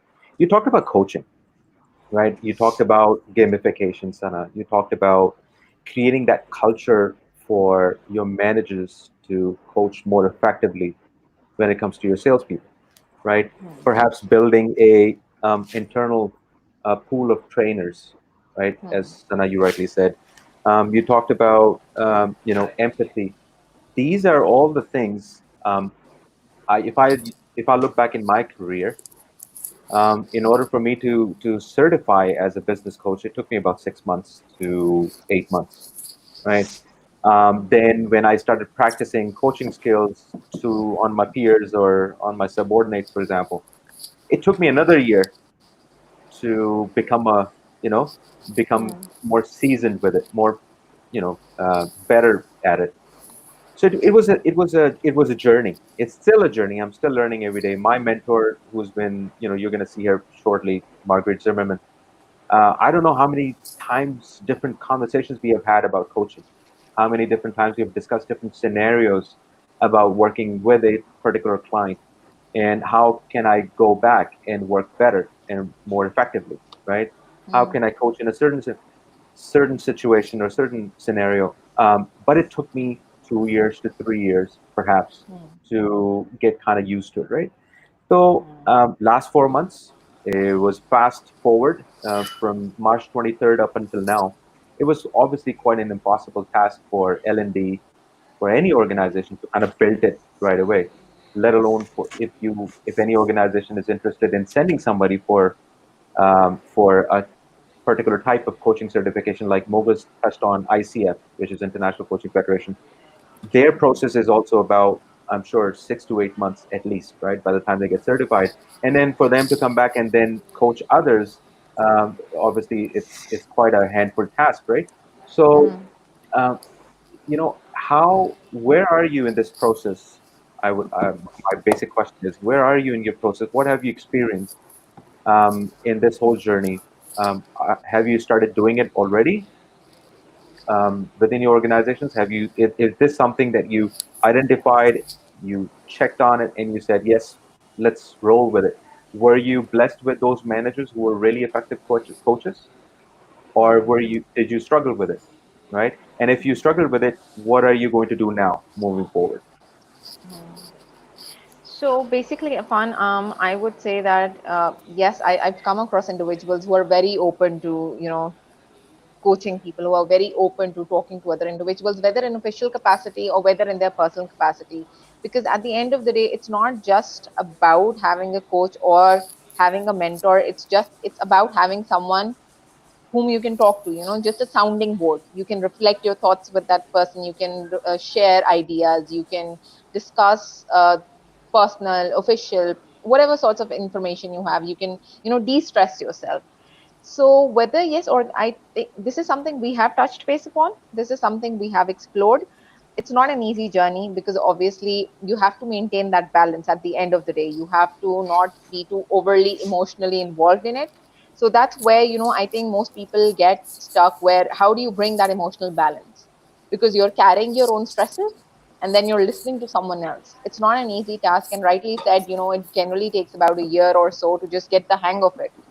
But the kind of situation we're in today, I think there are avenues which everybody is exploring. There are experiments which every organization is doing just by trying to provide that platform to individuals where they feel safe, where they feel they're being listened to. So in my experience, I would say that I've been blessed to know people, to know individuals who are open to this idea, who have been doing it. So, and I've seen that, it creates that bond. I know that it creates that platform for them where, people feel that they're being heard, and it does reflect on productivity as well. So yeah, I think I've Right. had positive experience with this. Mashallah. Mogus, what about yourself, sir? Yes, I'll share with you the coaching strategy. And when we started off doing in our organization, what we did, I discussed this idea with my L&D person, who's a sectional head of L&D. He's a certified coach. And when we launched this program a couple of months back in our organization, what we decided, we just circulated the video message and the email about what is coaching is all about, and giving them conducted a session and giving them a brief information about what is coaching all about.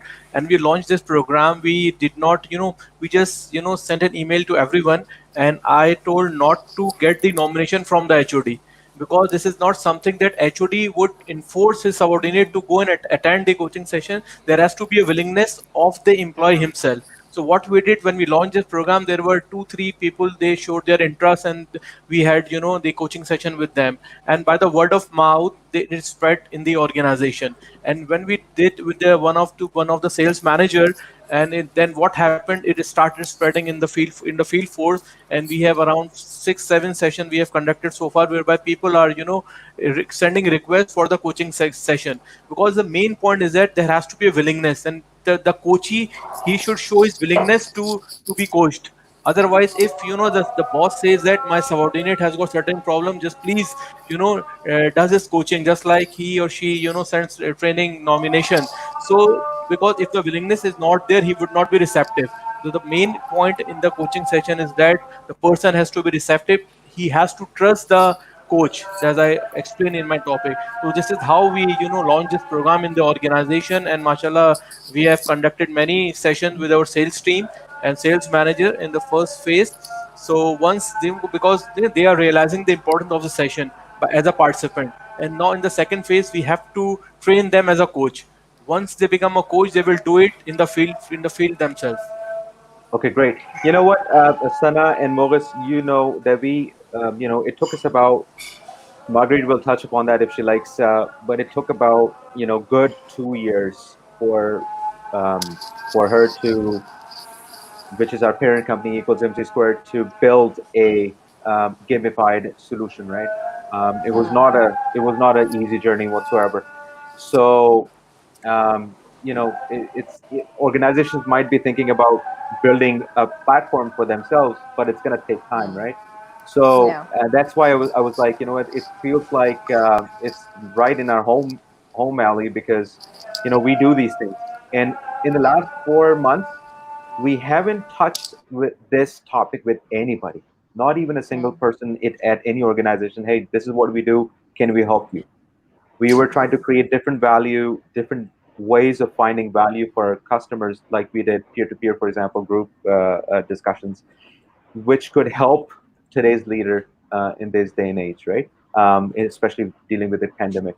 So now I think we are ready, because we were trying to see where L&D is going to go, how is it evolving, and I think now is the perfect timing for us to touch upon that. Hopefully, in the days to come. Now, because of the time, I just want to quickly introduce one of our attorneys, because what part of our conference, what we've been doing, we got 5 internees. So each day we had one internee come in and ask a question, so that we wanted to give an opportunity to the students to come in live and have a feel for the conference itself and ask a question by themselves. So today there are two, because three of them already had an opportunity, but today we had two. We just want to make sure that all 5 of them, they get an opportunity. The first one is going to be Maheen, and Maheen is going to be asking you a question. So her question is going to be on the screen. So Maheen, could you please introduce yourself very quickly and go ahead and ask your question? Thank you. Hello, everyone, and good evening. I'm Mahin Siddiqui, and I'm doing BBA from IBA. Firstly, I would like to thank you all for such an insightful session. It was a very nice learning experience for me. Secondly, moving on to my question is, how will the sales department and their processes are going to evolve in the post-COVID era? And what are the transitions that have happened due to this crisis, and how will it affect the strategies in the post-COVID era? Okay, so who wants to go first? Okay. Thank you, Maheen. You can stay Yeah. here.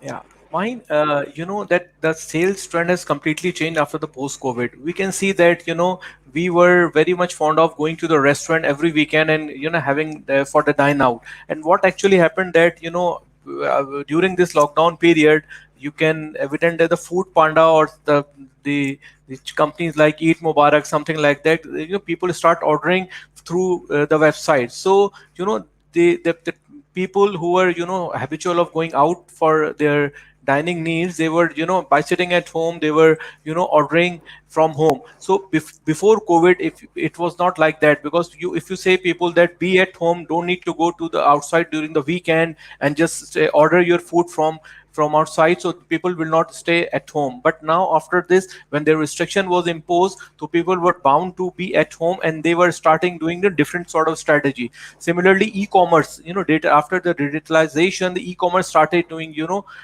changing the landscape. Even you might have evident yourself that during the Eid, most of the people, they were not able to go out. They, ordered online for the clothing stuff, and we did all these things. But before COVID, if you say someone just don't need to go to the market, just go to the online shopping and just get your whatever you want to buy, just buy online. So it would not have been done easily pre-COVID era. But after the COVID, we were we had to change our style of thinking. There was a paradigm shift that we all experienced. So now when we are passing through the COVID situation, the things are evolving daily basis, and all the companies, they are devising their strategy based on the current situation. And the strategies, it would vary from industry to industry. As I told you, that pharmaceutical has got different landscape, the FMCG has got different, the food companies has got different. So different, the industries, with just like steels industries, if you're talking about the cement industry, every industry has got different dynamics. Some of the industries, they cannot do online business. Let's suppose if you are into the construction industry, if you are a cement manufacturer, so you cannot do this thing online. You have to follow the traditional model of sales. So it's all depend on the business. Okay. Sana, would you like Yeah. to, or would you like to add, or? Yeah. So, Afan, I would just basically reinforce that, the pandemic situation, I think, has by default put organizations in a situation where they automatically have to think out of the box. Initially, where companies were thinking of investing or going on a trend where they wanted to invest in e-commerce, now is done by force. Large grocery stores even have started delivering online to your home doorsteps. So that's one of the areas where I think business opportunity has arisen for a lot of key businesses. Secondly, when you have an opportunity, simultaneously you also have to think that do you have enough manpower to support that, to keep that going. So that creates a lot of learning opportunities for the individuals involved as well. And I think this will give an additional skill to our field force in order to learn, how they can stay connected with their customers through technology. Because generally kya hota hai that when you look at the traditional ways of selling, it's all about going to the store, going to the vendor, talking to them, sitting there, you build your relations. Now you build your friendships with them. How do you, convince them? How do you negotiate with them? Everything is done in person. But now you have to do it remotely, slightly remotely. I won't say completely remotely, but slightly remotely. So how do you deal with that situation? So I think this a lot of new skills will come up for the sales individuals there, whereby they also now have to be fully equipped with how to use technology and how to deliver through the use of technology and how to stay connected with their customers through technology. So that is one thing which will change and which will change the strategies for them as well. Great. Dr. Saab, would you like to add? I know this question was really for the sales, but from psychiatric perspective, would you बिल्कुल, like? मतलब वो मेरा ख्याल है आपके जो एक speaker हैं उन्होंने कहा कि ऑनलाइन कंस्ट्रक्शन नहीं हो सकता है। मेरा ख्याल है हवाई किले बनाने में एक बहुत बड़ी आसानी ये है कि इट्स फैंटेसी थिंकिंग, और फैंटेसी थिंकिंग एंग्जाइटी को कंट्रोल करने के लिए बड़ी इफेक्टिव होती है विद इन सर्टेन लिमिट्स। तो सर ऑनलाइन हो सकता है सारा काम। Okay, Main, thank you so much. With this, we'll move on to our next internee. His name is Abdul Wase. Abdul Wase has a question which is going to be shown up on the screen. But before he does that, could you please introduce yourself, Abdul Wase, and go ahead and ask. Assalamu alaikum, everyone. I'm Abdul Wase. Firstly, I would like to appreciate and all the speakers was given this who shared their expertise with us. Now, my question is that how things will be different when it's all over. Great question. Thank you, Abdul Wase. Dr. Saab, I would like to ask you, if you don't mind, Dr. Saab, can you go first, because you were in the last part, you were the last one. So I'll give you the opportunity to tell us, what do you think? How do things would be when the things are over? पहले तो जैसे मैंने अपनी शुरू में बात कही थी ना कि मतलब ये एक झोंके के तौर पे आया था, लेकिन अब एक मौसम के तौर पे ठहर गया है। तो मुझे लगता है कि आपको सारी चीज़ें वैसे कर लेनी चाहिए कि जैसे आपको बाकी लोग कह रहे हैं। तो ओवर का इंतज़ार नहीं करें। ये ओवर 6 बॉलों का ओवर नहीं है, ना ही 8 बॉलों का ओवर है। It is a long time to come back to the pre covid stage. तो लगता ऐसा ही है कि मतलब इन चीज़ों में आपको, अगर आप ओवर का इंतज़ार करेंगे तो क्या होगा कि फ्रस्ट्रेशन आपका बढ़ता चला जाएगा। आप इसको एक लाइफ स्टाइल के तौर पे ले क्यों नहीं लेते? मेरा इनपुट ये है। Great, thank you. I basically think people will learn how to appreciate smaller things in life. This is what I think will change after that. Because at the end of the day, we have all come to realize that change is never easy. हम corporate term में भी हम बहुत बात करते हैं that organizations need to be agile, organizations need to learn agility. And I think ये situation ऐसी है which has automatically made a lot of organizations, a lot of individuals agile in themselves. They are now more adaptable to change. They have to by default learn how to operate in new working operations and new working procedures. So I think एक तो चीज ये है कि आप you can now adapt easily, you can embrace change and you can be agile. And secondly, you have to be appreciative of the little things you have in life. I think this one particular thing, this pandemic has taught all of us one basic thing: be appreciative of what you have, whether it's your job, whether it's your people, whether it's the basic necessities that you have in your personal and professional lives. Those are my two things, I think, which will change for the good in हाँ, मैं future. इसमें एक चीज़ add करना चाहूँगा कि देखिए, जब मैं आप लोगों की खास तौर पे सना की उम्र का था, तो मगरिब के बाद घर से बाहर निकलने का कोई तसव्वुर नहीं था। होटलिंग तो कई 4 महीने में एक दफ़ा जाके होती थी, खाना घर में ही पक्का करता था। तो जो पैराडाइम शिफ्ट हुई वो बगैर कोविड के हुई। तो शिफ्ट होने में मतलब कोई थोड़ा सा डिफिकल्टी तो होती है, जाहिर बात है आपको स्टीयरिंग घुमाना पड़ता है, लेकिन आखिर हम हर शिफ्टिंग को, हर चेंज को एडवर्सली नहीं क्यों? मैं ये पॉजिटिव वही बात है कि we should be thankful to covid so many things regarding कि अब मैं घर से बैठ के, मेरे बहुत सारे पेशेंट्स जो हैं वो अपने घर से निकलते ही नहीं है, मुझसे टेलीफोन पे मशवरा करते हैं, उनके घर पे दवाई पहुंच जाती है। तो मतलब चीजें अच्छी भी हैं मतलब।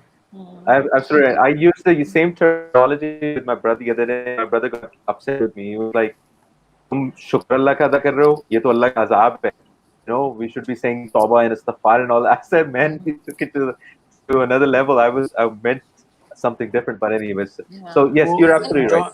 बिल्कुल, वो जॉन एलिया ने एक जगह कहा था, जॉन एलिया बड़े अच्छे शायर हैं, मुझे नहीं पता आप में से किसको दिलचस्पी है, कि हालत हाल के सबब हालत हाल ही गई, शौक में कुछ नहीं गया, शौक की जिंदगी गई, गया कुछ नहीं है आपका, खाना भी आ रहा है, बल्कि ऑनलाइन भी खाना आ रहा है, कपड़े भी आ रहे हैं, तो शौक में कुछ नहीं गया, बस शौक की जिंदगी गई, थोड़ा सा चेंज कर लीजिए, कोई मसला नहीं। You made it very simple and beautiful for everybody to understand and kind of transition out of it, right? And also, Afan, if you remember, even before the pandemic situation, there was a long debate on work from home, flexi work, remote working, and then COVID happened.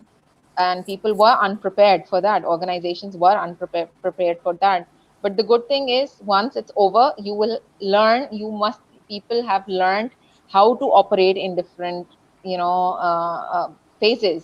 आप work from home शायद जो पहले नहीं भी believe करते थे कि is critical, now it has come natural to you.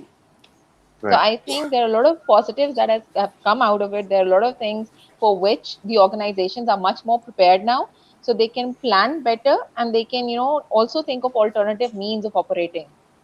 Right. So I think it will bring a lot of positivity as well. Inshallah. Moghas, your 2 cents.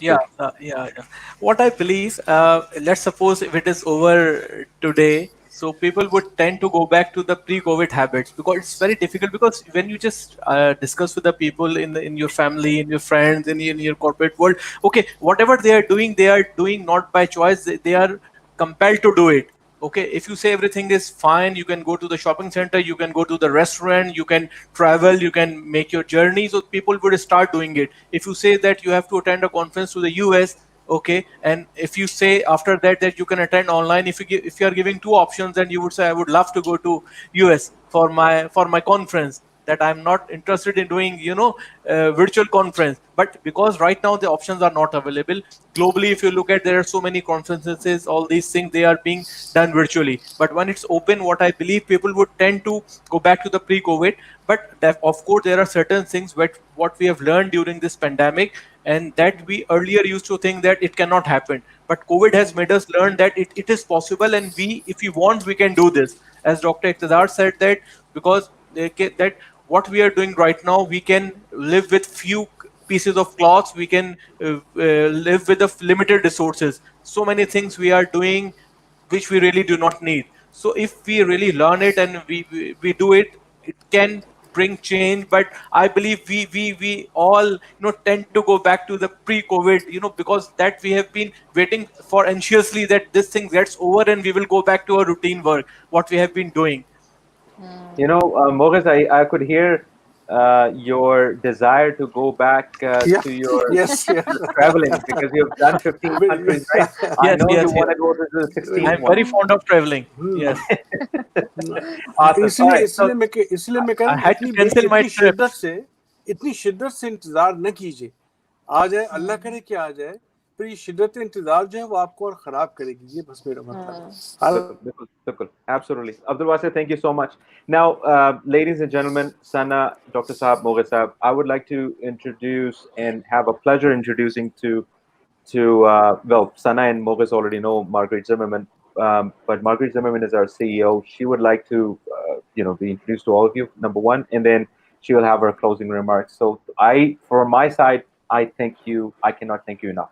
Thank you all for joining us on the day 5, ending it beautifully. It's a remarkable week. We have done it, guys, for the first time in Pakistan ever. This is a possibility. This can be done, right? And without further ado, Margaret Zimmerman, here she is on the screen. Margaret, how are you? You are on mute. Sorry. I am on mute. Let me just Yeah, unmute. no, there you go. I could hear you now. Yeah. Can you hear me now? Yeah, perfect. Okay, wonderful. Well, first of all, I am wonderful. Thank you for asking. And I was so enjoying the debate and conversation around will we go back or will we, remain a little bit modified. So I'm leaning on there's probably truth to both. That it'll be a combination. I really wanted to thank the speakers today. Thoroughly enjoyed the conversations and so many things that are, as you mentioned, Afan, very much centered to our beliefs around the importance of coaching and mindset and gamification and ways to engage. Sonny, your comments on infield coaching being so really critical. Mogus, loved your presentation on coaching, and unfortunately, Dr. Tafiq, I could not. I do not speak the language. I'm sorry for a difficult name. Yeah. Oh, my apologies. But I do not speak the language, so I apologize. I didn't get to enjoy it, but I would have loved to have understood everything because I love the whole field of psychiatry. So, again, thank you. I wanted to take just a few minutes to thank everyone for this incredible journey we've been on over the last week. And I'd like to share a little bit of my thoughts as having been sitting and watching and participating as a viewer about what I, really enjoyed, and really to thank the 15 phenomenal keynote speakers that we've had the pleasure of being able to hear. So I just wanted to start off by saying, strategic agility, innovation, an open mindset, empathy, and a willingness to build new habits are essential ingredients not only required to survive COVID-19, but to thrive. But really and truly, those are all key elements that have always been important for our success. It's just been so highlighted and so very key today, more so than maybe it might have been in some industries or situations in the past. I'd like to thank each of the amazing 15 keynote speakers for taking the time to prepare their presentations, sharing their valuable experiences and insights. We realize it takes a lot of time and a lot of energy to prepare a 15-minute presentation and to participate, so we thank you from our hearts. Each of you shared models of excellence that we can all learn from as we continue to navigate through COVID-19 and our new now. I learned so much from each presentation. The last 5 days have been chocked with great information and best practices. Pakistan's first ever sales digital conference could not succeed without the viewers. We thank all of the viewers, the hundreds and hundreds of attendees that have made this conference a success. There was so much great information shared over the last 5 days. The challenge now for all of us, I believe, for the keynote speakers who've heard from other excellent models of excellence in their field, for the viewers, for all of us at C2 Management Consultants, is honing in on at least one key insight from each session that is meaningful to you. When you put that insight into action, you will reap rewards from attending the conference. I'd like to thank Mr. Mahar Shahzad from Dimensions Office, our elite sponsor, for helping to make Pakistan's first ever digital sales conference possible. Thank you so much. And I would be lacking in my role to say thank you if I don't mention Afan and the team at C2 Management Consultants for their vision and desire to make a difference.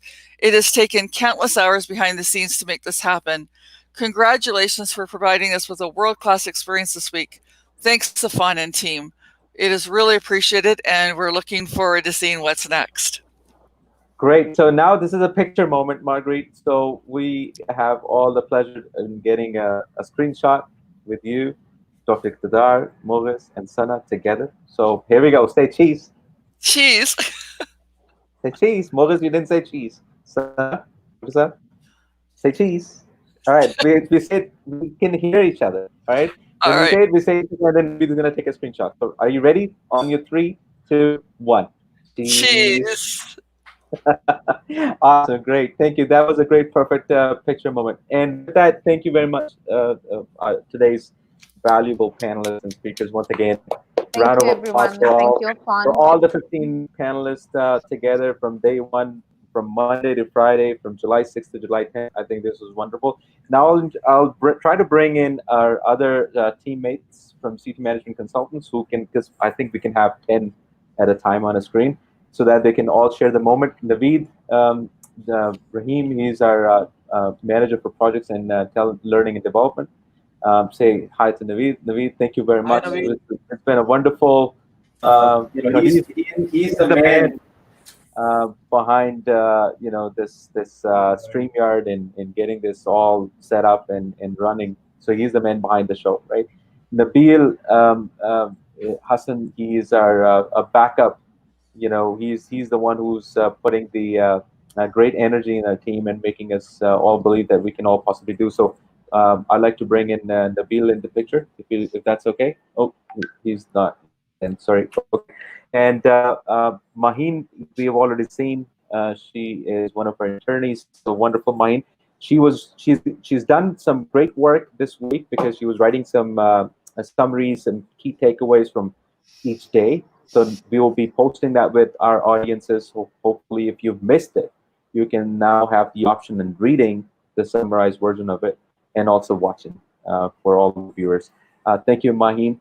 We have next in our list, which is Mr. Shah Taimur Hassan. Hi, Taimur. Hello. He's Hello, been guys. absolutely wonderful. So this team, can we please bring in Waji as well? And this is Ihtisham Nadeem. He's in his car, as you can see. Hello. This is a beautiful part of the remote working, right?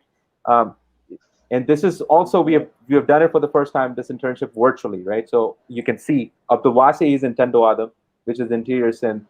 He's graduated from Zabist, and it was wonderful to have him on board. And I guess we have covered everybody except Waji. I'm not sure if Waji is there. Okay, can you take off perhaps a couple and then, or maybe one and get Take Waji me on off. board? Take me off and put Waji on. Oh, great. Thank you, Taimur. All right, so one more to go, and there is Waji. We're going to do that right now. Do we have Waji on or no? No, we don't.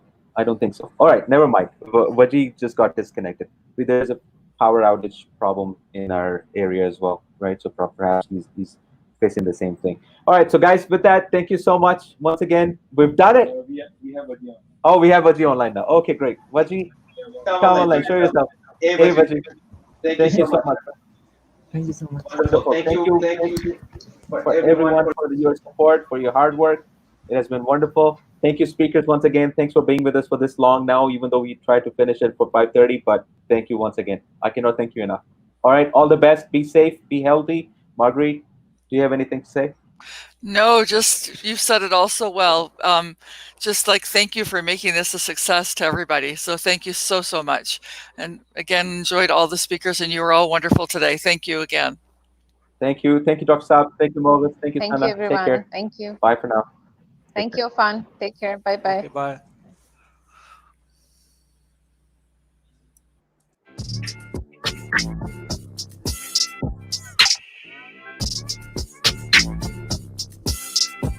The simple joy of coffee or tea with co-workers in the cafe, sketching out ideas on whiteboards, post-it notes, and digital displays in comfortable meeting spaces. It's the collective energy and vibe of a space full of people united in a common purpose. Though we are successfully getting some type of work done remotely and over video, we are struggling with the generative work that creates new ideas and solves complex problems.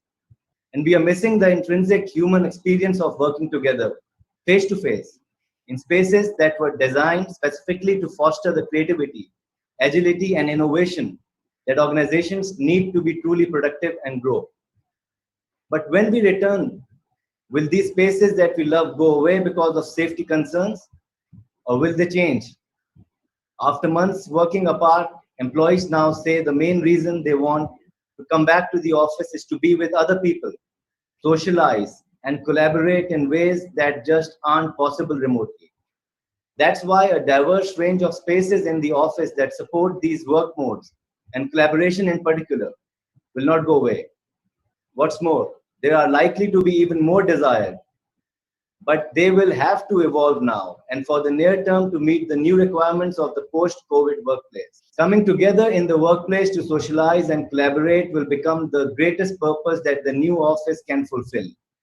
And this is one of the commitments made by Dimensions Office to help and support its customers, bringing back their employees in a safe and non-threatening environment. Hello and Assalamu alaikum. I'm Mahir Shizad, and I would like to thank C2 Management Consultants for giving us the opportunity to be the elite sponsor for Pakistan's first ever live digital sales conference. I wish you and your audience a wonderful experience and some great learning, and hope to be part of such a forum in the future as well.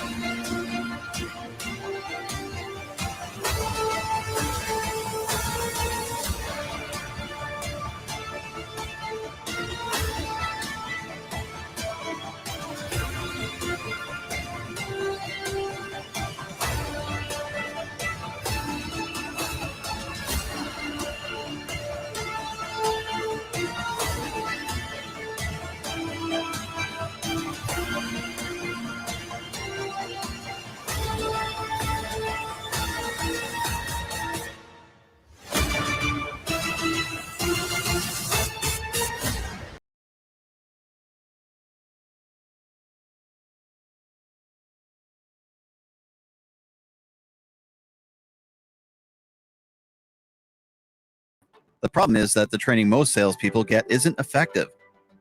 Over 90% of workshop and seminar content is forgotten within 30 days.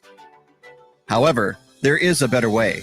Unlike other sales training programs, our Momentum system combines traditional teaching techniques, an interactive sales simulator, and video conference coaching. Allowing salespeople to learn and practice new skills is what sets us apart from other training providers. Our training programs have proven to be more effective than any workshop or seminar. We improve sales forces, guaranteed. Each week, your salespeople will complete one training module, which consists of several lessons and simulated sales calls. Each module requires learners to learn new concepts, practice those concepts in simulated sales calls, and confirm their understanding in recap sessions and video conference coaching. First, the Coaching Academy contains short, interactive, and focused lessons that will teach salespeople the skills and techniques they need to be successful. We devote time to core concepts and advanced tools every salesperson needs to know. Every concept is delivered one at a time, ensuring salespeople have a chance to practice concepts before moving on to new ones. After learning a new skill, salespeople must complete a series of 3 lifelike sales calls where they open, develop, and close a deal. Christy, what do you think is the single biggest development opportunity for your sales force? Our team members are tech experts who traditionally relied on their tech knowledge to sell. More and more, we are dealing with non-IT people who need a different approach. Momentium provides learners the opportunity to put techniques into practice immediately. This develops better habits leading to greater sales success. After successfully completing the sales simulation in each module, you'll review the key factors that led to the success in those sales calls. This guided reflection is crucial when it comes to creating long-term mastery. Beyond being the most effective sales training system available today, organizations that use Momentium enjoy several other benefits as well. The online training lets us track and record activity within each module. We use this information to benchmark your team's performance and show you how each of your salespeople are improving. Get started today